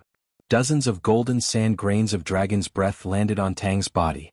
His animal skin clothes instantly tore apart, and dozens of tiny bloody holes appeared on his rock-hard body. Ning Kei's situation was not much better. He waved his hand in an attempt to drive away the floating sand grains of dragon's breath. Unexpectedly, the golden sand grains did not have any force and stuck to the edge of his palm. An extremely thin bloody hole suddenly appeared on the edge of his palm. The majestic great spirit in his body dispersed out of his body through the bloody hole and instantly disappeared into the air. Ning Kei understood what was going on. He cultivated in the great spirit and had long become a demon. Tang and the desolate man also cultivated in the devil's doctrine. They had their own worlds in their bodies and stored a lot of qi of heaven and earth. According to Haotian Taoism, the reason why the devil's doctrine was called the devil's doctrine was not only because the demonic cultivators created their own world, which was a great disrespect to Haotian. The most fundamental reason was that the demonic cultivators would constantly absorb the qi of heaven and earth from nature. If this situation continued, the qi of heaven and earth would eventually dry up. The giant golden dragon represented the will of Haotian. In its eyes, Ning Kei and the desolate man were like shameless thieves who had stolen Haotian's wealth. Of course, it had to take back the wealth from these thieves. The dragon's breath, which was like golden sand, floated in the wilderness and fell on Ning Kei and the others. It wanted to take away the qi of heaven and earth in their bodies and purify it into the original light of the world. This process was the divine punishment of Haotian. This was the so-called redemption. In the distant Helan city, His Majesty looked at the shining sky and the golden dragon's head. He was silent and his expression was very solemn. The golden dragon's head spewed dragon's breath toward the ground of the wilderness. It was like a golden sand falling like a rainstorm. Looking at this picture, His Majesty's face suddenly turned pale and he seemed to be in extreme pain. Master Huang Yang's expression was very serious. His right wrist reached out from his sleeve and held His Majesty's left hand. A string of sandalwood prayer beads slid across his wrist like flowing water and was put on His Majesty's wrist. When the prayer beads were put on His Majesty's wrist, a merciful Buddhist aura was born. His Majesty felt that the aura in his body that had been tormenting him for many years had calmed down a little. However, Master Huang Yang could not rest assured. He did not dare to let His Majesty's temper go. He let His Majesty stand on the city tower to watch the battle and forcibly helped him into the thick stone city tower. In the innermost room of the stone city tower, the Empress was holding the young prince. Her face was very pale and there were still traces of blood at the corner of her mouth. The young prince cried and said to the Emperor, "Father, please take a look at Mother." What happened?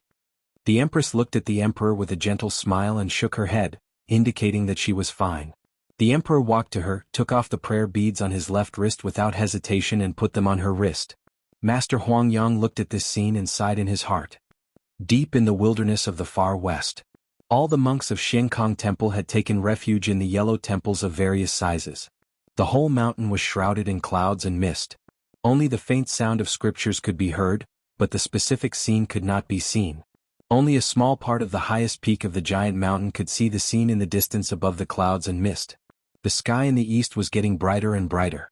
The chief monk of scripture of Xiankong Temple was holding a silver staff and looking to the east. His eyes had long been dried up by the light. No moisture could be found in his eyes, but he was not hurt. The light in the east was getting brighter, and the dark night was illuminated. Even though it did not disappear, it had been completely covered. There was no joy on the face of the chief monk, only fatigue and solemnity. Haotian descended and the giant golden dragon appeared. The light shone on the world. Except for a few people, no one in the world could look up at the sky. Light was not only warmth but also majesty. It did not need intimacy but reverence. Therefore, light allowed humans to know of its existence but not to see it. In the sacred sedan on the wilderness, Yi Hongyu tried to look up at the giant golden dragon in the sky. She instantly burst into tears, and the divine starlight at the bottom of her eyes dissipated. She had to lower her head expressionlessly again. Not being able to look up at the sky did not mean that she could not know about the divine war in the sky. Countless cities, towns, mountains, rivers, villages, and people knelt under the light. They looked at the projection on the ground and nervously watched the trend of the war between light and darkness. Countless believers of Haoyin gathered in the nearest Taoist temple and kept chanting and praying. They blessed the allied forces on the wilderness and showed their piety to Haoyin. They were crazy with joy and sorrow. As the light gradually overwhelmed the darkness, the people's happy cries rose to the sky. Many people fainted from the excitement, and some never woke up again. They returned to the divine kingdom of Haoyin. In the deep mountains of West Hill, there was a very simple Taoist temple. This Taoist temple was probably the least known by Haoyin believers, but it was the most important Taoist temple in Haoyin Taoism. Behind this Taoist temple, there was a red mountain covered with green vines. There were countless deep caves on the mountain, and many powerful Haoyin Taoism cultivators lived in these caves. Those powerful auras seeped out from the green mountains and watched the changes in the sky. They enjoyed the light from the giant golden dragon and gradually became restless. Occasionally, a low and happy laughter could be heard. The dragon's breath was the dragon's breath. After the exhale, it was inhalation. The huge golden dragon head high up in the sky opened its mouth, and its body suddenly thickened.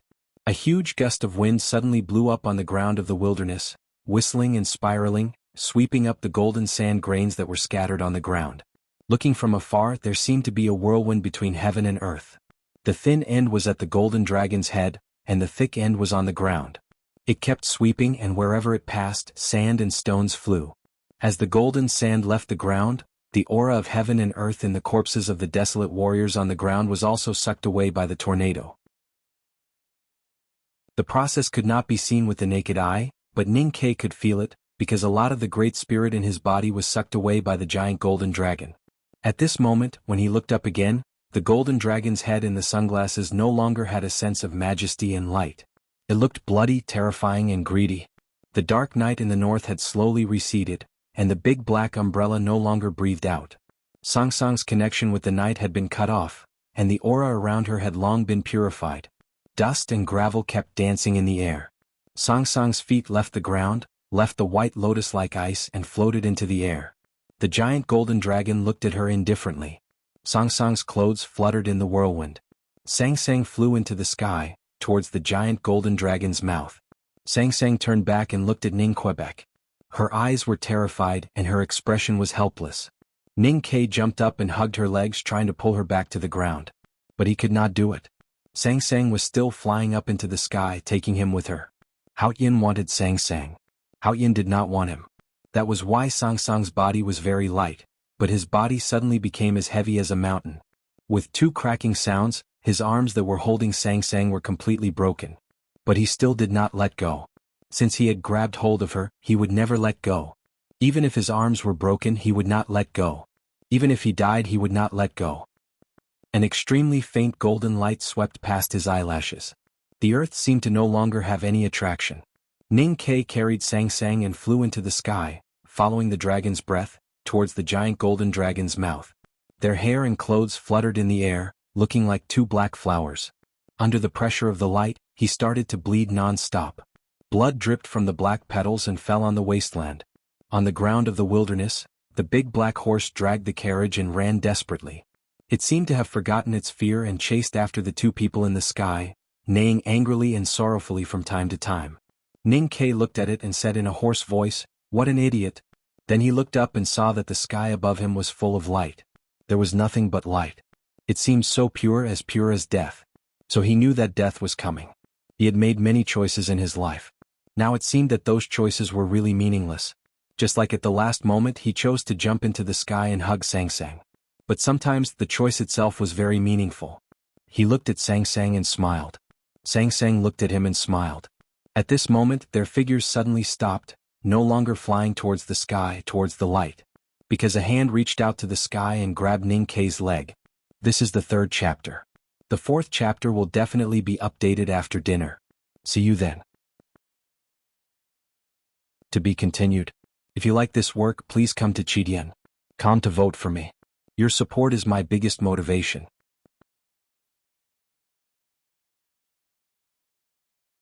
Chapter 677. Ning Kei flew toward the light with Sang Sang in his arms. They had been flying for a long time and the people on the ground of the wilderness had almost become black dots. The big black horse was almost out of sight. They were very far from the ground. Logically speaking, nothing could fly here except for flying swords or arrows. It was impossible for someone to reach into the sky and grab his feet, unless that person was very tall. Ning Kei and Sang Sang passed through the golden dragon's breath and landed gently on the ground of the wilderness. He held Sang Sang in his arms and looked up. He found that the figure in front of him was indeed very tall. The man looked at Ning Kei and Sang Sang with his back to the sky and the giant golden dragon. His face was shrouded in darkness and could not be seen clearly. The edge of his body seemed to be plated with a golden light and seemed to be burning. The man stood on the ground of the wilderness and his tall figure seemed to touch the sky. The man said with a smile, "The choice itself is not necessarily meaningful. But sometimes, our choices can affect the choices of others. That will make things interesting." Ning Kei had a conversation with a tall man in the illusion of climbing the mountain on the second floor of the academy. At that time he did not see the man's face clearly. Between light and darkness, which side will you choose? Why should I choose? How did you choose before? My body is in the darkness but my heart is in the light. I did not expect to see a wild grass swaying in the wind on the wall after so many years. You see, I said it was not a must to choose. But what if the sky falls? How can the sky fall? What if? Naturally, there will be someone tall enough to handle it, for example, you. After climbing the mountain in the academy, Ning Kei found out who the tall man was. Many years later, in the wilderness where the dream became reality, he found that what he said was so accurate. Even if the sky falls, so what? There would always be someone taller, for example, someone as tall as the teacher. Ning Kei knelt in front of the tall figure and said respectfully, "Headmaster, you are here." "Well, after thinking about it, I still can't figure it out, so I came." The headmaster looked up at the bright light in the sky and the fading night. He left a shade on the wilderness with his body, covering Ning Kei and Sang Sang. His black cloak fluttered in the wind as if it was about to burn. "I've thought about it for more than 1,000 years. Which side should I stand on in the war between light and darkness? The problem is that I've never seen Yama and I have no friendship with him. I don't like the cold. I don't like the quiet and boring world that Buddha saw. I don't like Haotian either. I even hate it." The headmaster said, "That's why I've always wanted to be an opportunist. All these years I have been asking you which way you will go, but in fact I am also asking myself which way I should go. That year when I asked you in my dream, you said that you also wanted to be a fence-sitter, which really comforted me. It turns out that not choosing is more important. Unfortunately, it's not that easy to be a fence-sitter. A gust of wind can recognize the sturdy grass, but it can also break the sturdy grass." Ning Kei looked at the headmaster and said worriedly, "But you still made a choice." The headmaster looked at Sang Sang and said calmly, "Maybe my choice will eventually be proven wrong. But at least for now, I want to choose this way, so I will choose this way." Ning Kei didn't know what to say. He was very touched and inexplicably sad. He was happy that he had his headmaster and that he and Sang Sang were still alive. But he began to worry about how the headmaster would face the anger of Haotian. The headmaster looked at him and smiled. He continued, "Not choosing is indeed a kind of freedom. But if you don't dare to choose because you are timid, then it is not freedom. Making a choice may not necessarily be meaningful, but it may be meaningful. The reason we live in the human world is not to have meaning but to have fun." The words in this passage were simple, but they carried a deep meaning. Ning Kei didn't need to think much to understand what the headmaster wanted to say. Because he was a student of the academy, meaning was the goal and meaning was the process. The academy didn't care about the goal, only the process. Back then, youngest uncle held a sword and wanted to fight with heaven. It was probably because he thought it was very interesting. The power of light suppressed the human world. Countless people knelt on the ground, not daring to look directly at the sky. They prayed silently in awe. Anyone who dared to stand had died or was about to die. However, in the brightest place in the wilderness, there stood a tall man, using his figure to protect the daughter of Yama. This was a challenge to the dignity of Haotian's divine kingdom. It was an unforgivable blasphemy. The giant golden dragon's calm and indifferent eyes burned with fury.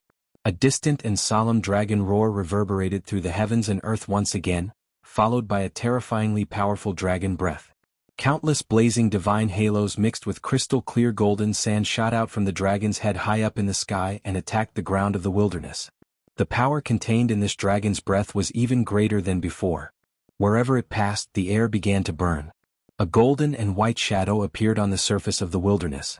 Ning Ke looked over the headmaster's shoulder and saw the strange and shocking scene in the sky. He looked at the endless dragon breath with fire and light, and his expression changed slightly. He shouted, "Be careful, headmaster." The headmaster did not turn around. His back was still facing the sky.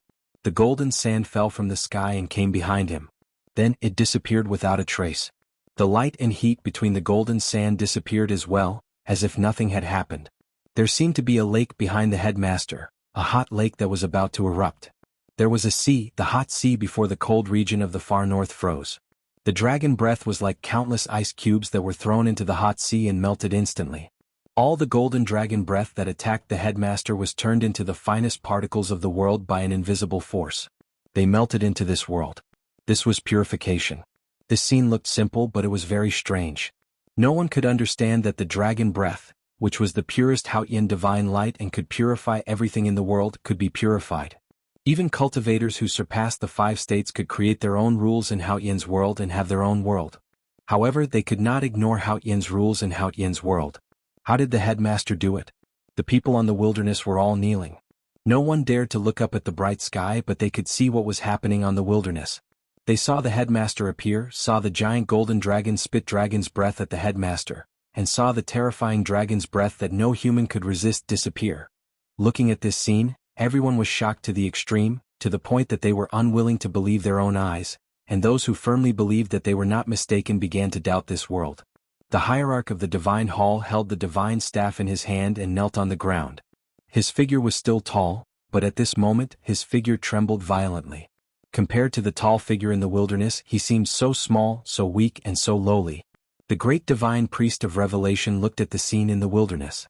The deep wrinkles on his face were twisted in shock. The blood and golden powder in his eyes were peeling off. He murmured, "What state is this?" The dragon breath was futile and was even purified. The giant golden dragon's eyes revealed extremely complicated emotions. The dragon's body suddenly tightened. This time it was no longer a distant and majestic dragon roar, but a violent and angry dragon roar. A strong hurricane roared in the wilderness. Countless black soil and grass were swept up. Smoke and dust filled the air and gradually obscured one's vision. It seemed to be darker than the previous night in the north. The giant golden dragon roared and angrily and laboriously squeezed its body out of the clouds. A golden rope dozens of feet thick was tied to the dragon's body. The golden rope was extremely tight, as if it was dragging a heavy object. After a while, a chariot made of pure gold, pulled by the giant golden dragon, gradually drove out of the clouds and appeared in the sky of the human world. The golden chariot was extremely huge. If it landed on the ground, the entire Chang'an would not be able to contain it. The gold was not the gold of the human world. It was so pure and transparent, and its entire body was bright. The sky was bright, and the smoke and dust on the wilderness suddenly disappeared. It was as white as snow that had fallen for dozens of days. The space began to shake and the earth began to shake. A divine general stood on the golden chariot. This divine general wore armor condensed from Haotian's divine flame. He was extremely tall, like a mountain. Compared to him, the stone statue of Buddha that once stood on Tile Mountain was like a small stone man. This divine general's face was extremely perfect. He had a natural grace and no flaws could be found.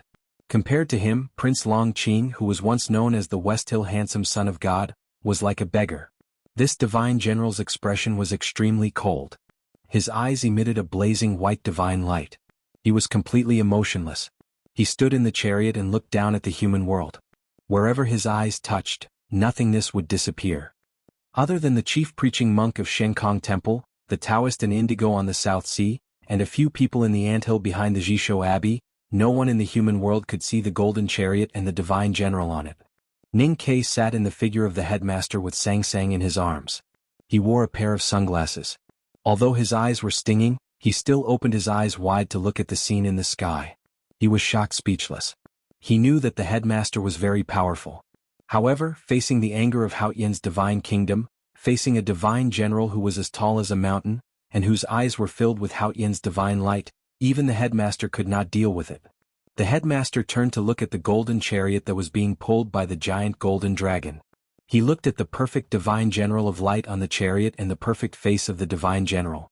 He suddenly shook his head. There is nothing perfect in the world.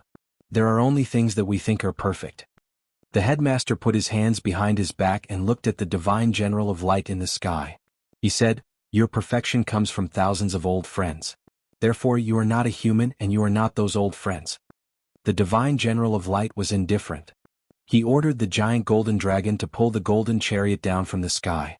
A light sword that was more than 10 miles long appeared in his hand. He slashed at the wilderness. You come from Hao Yin's divine kingdom and use the divine sword of light. If you only use light, you will lack truth just like your existence. Today I will show you the sword of the human world. The headmaster said. He stretched out his right hand in the air and opened it, facing the south of the human world. The clouds broke and the sky darkened. A sword came from thousands of miles away from the south. The sword was ancient and hot. It broke through the clouds and landed in the headmaster's broad palm. It hummed slightly, showing its submission and awe, as well as the pride of being controlled by the headmaster. This is the 4th chapter. Damn it, I have to write another chapter. While it is interesting, I will try to come out before 10:30. To be continued. If you like this work, please come to Chidian.com to vote for me. Your support is my greatest motivation.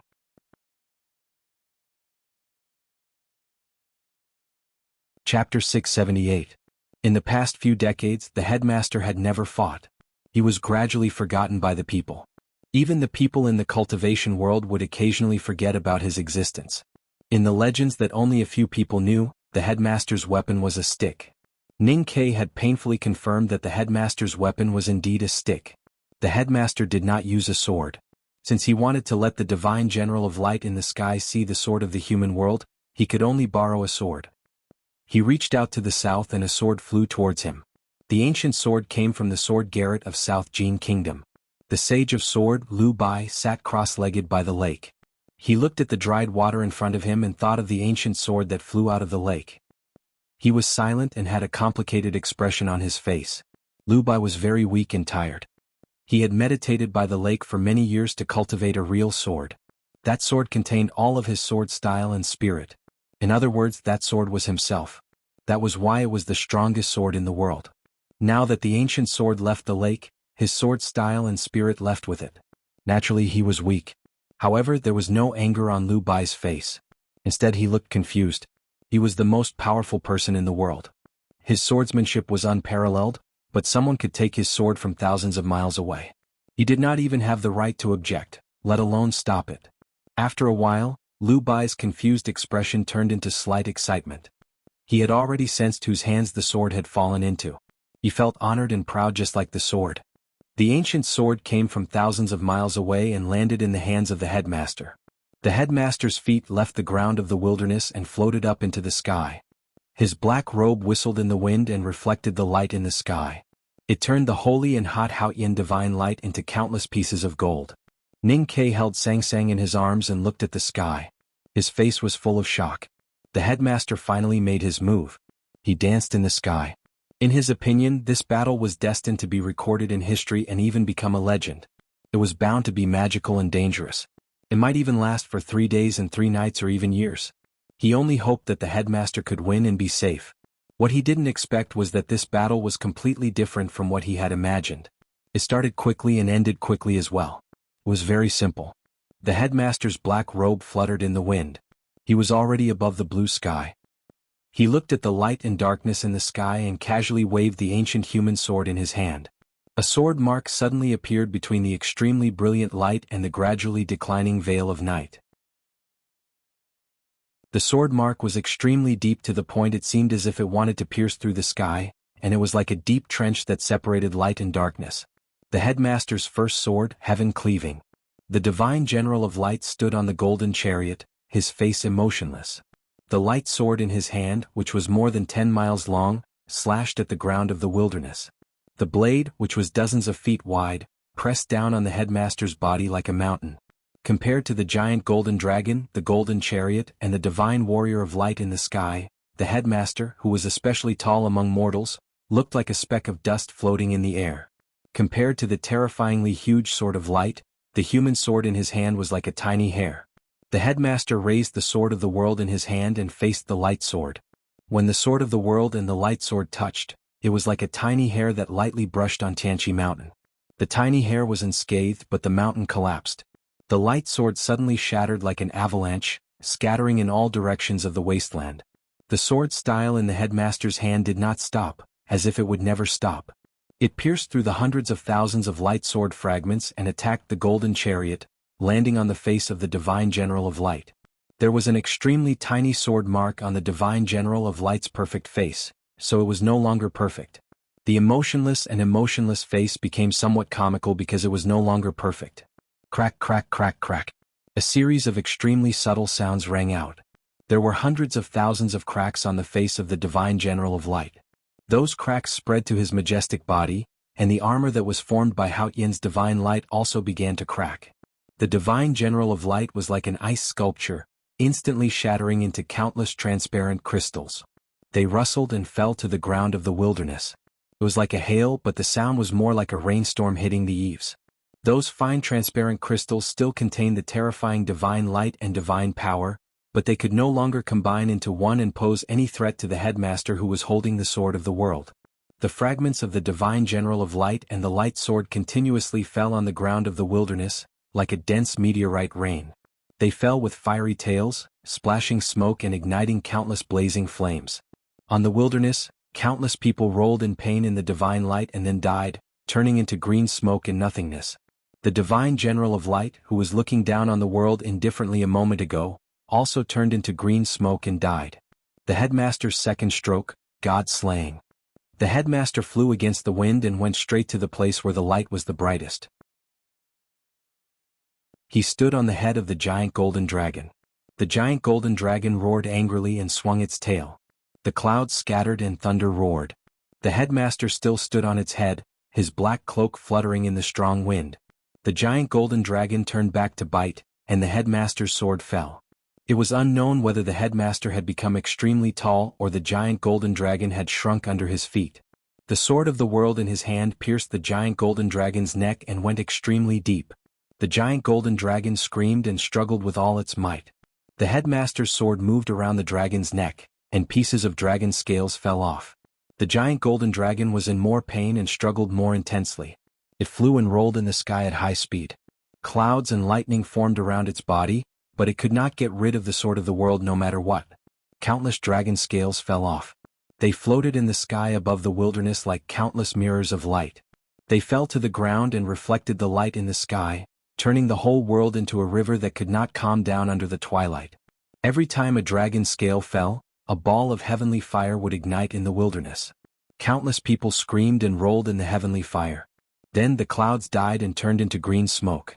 The sword of the world circled the dragon's neck.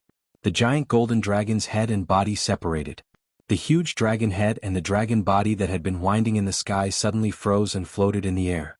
Then, like a golden river of sand, it fell to the world. The headmaster's third stroke, dragon slaying. The headmaster waved his sleeves and his black cloak rose with the wind. His left sleeve waved the giant golden dragon's body into the night in the north. The disintegrating golden sand danced wildly in the night and then exploded continuously. Every grain of golden sand contained the purest and most terrifying Hao Yin divine light. Now that it was completely burned, it produced an unknown amount of light and heat. The night in the north was suddenly purified. His right sleeve compressed the giant golden dragon's head into a ball of pure light. He pressed his palm into the top of Song Song's head. The remaining cold aura in Song Song's body suddenly disappeared like ice and snow meeting the sun. Deep in the South Sea, the seawater in front of the Black Reef kept rolling because of the burning magma. It spewed white steam into the sky. It looked very uneasy, just like the Taoist in indigo. He looked at the north of this flat world, at the incessant flashes of lightning and the incessant rumbling of thunder. After a long period of silence, he sighed and shook his head. Deep in the west wilderness, the chanting in the clouds was slightly chaotic because of the strange phenomenon. The yellow temples that were used to being quiet did not seem to know what to express. It was just like the chief preaching monk's mood at the moment. He looked at the lightning above the eastern wilderness. His tired face looked even more tired. He kept wiping the sweat on his forehead. The lightning gradually stopped, but the sweat on his forehead increased. The green mountain behind the Jisho Abbey was silent. It was full of silence and despair. An old and shrill voice cried, "We still can't kill him. What can we do?" The divine guard of light and the giant golden dragon's scales fell from the sky and turned into Haotian divine fire. It engulfed the humans on the ground of the wilderness and burned many people to death in a very short time. Before a battle of this level, all the powers in the world could only watch from the sidelines. But today no one was qualified to watch. They could only be affected and die regardless of who they were. Whether it was the desolate or the people from the Central Plains, the West Hill Divine Palace or the Devil's Doctrine, as long as they were touched by the heavenly fire, they would instantly turn into charred corpses and be purified into smoke. The headmaster landed on the ground of the wilderness. He waved his hand and clouds gathered. His sleeves moved and the wind blew. He looked and it rained. In an instant, the rain fell on the wilderness, extinguishing the heavenly fire and collecting the smoke. The rain and wind stopped. The sky that had been divided by light and darkness returned to normal, revealing a blue sky. White clouds floated in the blue sky and cloud-like flocks of sheep appeared in the distance. The sunset sands will open in reverse tomorrow? Still not right. The headmaster looked at the blue sky and white clouds and shook his head. He casually threw the sword in his hand to the south. Then he put his hands behind his back and led Ning Kei and Sang Sang to the black horse carriage. The dazzling light disappeared and so did the cold night. Hundreds of thousands of people in the wilderness gradually woke up. They saw the tall figure and the black horse carriage that was gradually getting farther away. They vaguely guessed what had happened, but they dared not believe it. Because even the most secret scriptures and the most blasphemous dark history books had never recorded such a thing. The war between the divine kingdom and the human world ended with the human world winning. The ancient sword of the human world flew back to the sword Garrett of South Jin Kingdom. It fell from the cave in the mountain and quietly inserted into the bottom of the dry pond. After a while, the water in the pond appeared out of nowhere and drowned the sword. Lu Bai looked at the pond in front of him and knew that he could never use this sword again, even if he had forged it himself and refined it with his spirit for many years. One who had seen the sea could not be water. This sword had been used by the headmaster and fought against the will of Haotian. How would it be willing to be used by a layman and fight in the human world? There was no disappointment on Lu Bai's face, only calmness and respect. He tidied his clothes and washed his face with the pond water. Then he bowed to the northern wilderness. He was the most powerful man in the world, the proud sage of sword Lu Bai. He had never respected or feared anyone. He only bowed to the headmaster. The headmaster of the Tang Academy was a legendary name. Even though this name was gradually forgotten by the world and many cultivators, it was still the most powerful name in the human world in the eyes of the truly powerful cultivators. Many people were guessing how tall the headmaster was. The abbey dean of the Jisho Abbey and the chief preaching monk of the Shenkong Temple had once been defeated by the headmaster. They once thought that they could roughly calculate how tall the headmaster was, but then they realized that they were wrong. Lu Bai guessed that the headmaster of the academy was in the legendary state of tranquility and inaction because he had not been involved in worldly affairs for many years. However, he was shocked to find that he was wrong. At the top of Helan City, Master Huang Yang looked at the blue sky and white clouds in the distance and said with emotion, "In the spring of the 13th year of the Tianqi era, the academy reopened." His Majesty presided over the opening ceremony in the academy while the nation master and I played chess in the separation pavilion by the road. I once asked him how high the headmaster of the academy was. The emperor asked, "How did Qingshan answer?" The master of nation once said that the headmaster was as tall as a few floors. At that time, I said that the second floor was already very high, and the headmaster of the academy actually had several floors. That was really high. But now it seems that we were wrong. How high is the headmaster? Master Huang Yang sincerely praised, "So the headmaster is as high as the sky." To be continued. If you like this work, please come to Chidian. Come to vote for me. Your support is my greatest motivation.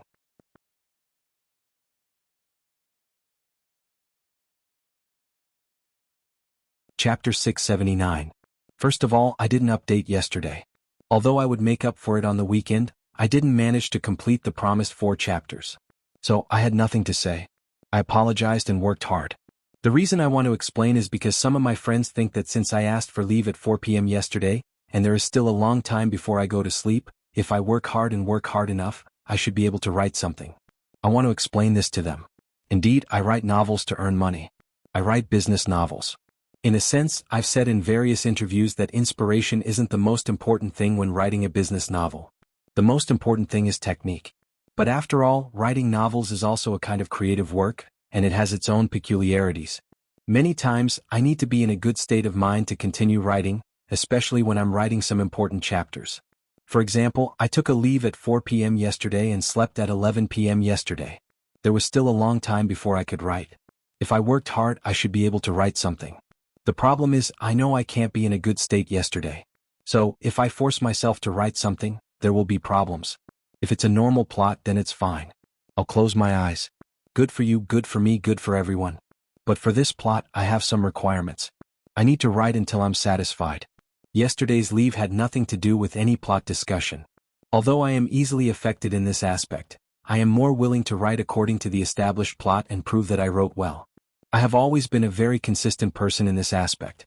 The reason I took a leave was that I was not in a good state and was very tired. To put it simply, if I wrote this plot yesterday, it would definitely be much worse than the 5 chapters one wrote today. I couldn't accept this, so I confirmed that I couldn't write it yesterday. I thought it would be more appropriate to let everyone know in advance, so I took a leave early. Wang Xiaobo said somewhere at the beginning of Red Horsetail Run at Night. Every book should be interesting. For some books, being interesting is the reason for its existence. For others, being interesting is the standard it should meet. The so-called interesting in my understanding is what the master said. When I was writing Ing Shio and the Chronicles of Suzaku, I always put these words in the synopsis. Although I rarely mentioned it in recent years, the truth is that I've always treated this as my goal in writing books. Because it's rare for me to have a career that I like, I don't want to waste it. I want to do interesting things and live an interesting life. That is my explanation. If you do not understand, I understand and apologize. If you do understand, I thank you most sincerely. The reason why I'm explaining this is because I don't want you to think that I'm disappointing when you're working so hard to support me. I want to explain that I'm not lazy or not working hard. At least for this month, I want to write more than anyone else and I will work hard to write more. Tomorrow's update might be a little late. Thank you for your continued support and understanding. Please continue to support me. I will continue to write as hard as I did today and strive to write a good plot. Finally, please cast your monthly vote. Thank you. To be continued. If you like this work, please come to Chidian.com to vote for me. Your support is my greatest motivation. You're tuning in to the Han Li's Wuxia Adventures YouTube channel. We're so grateful for your support and don't forget to subscribe to join us on this incredible journey through captivating stories. Your generosity through donations truly makes a world of difference, as it's the primary source of revenue that allows me to expand and enhance this channel for you. Thank you from the bottom of my heart for being a part of this adventure.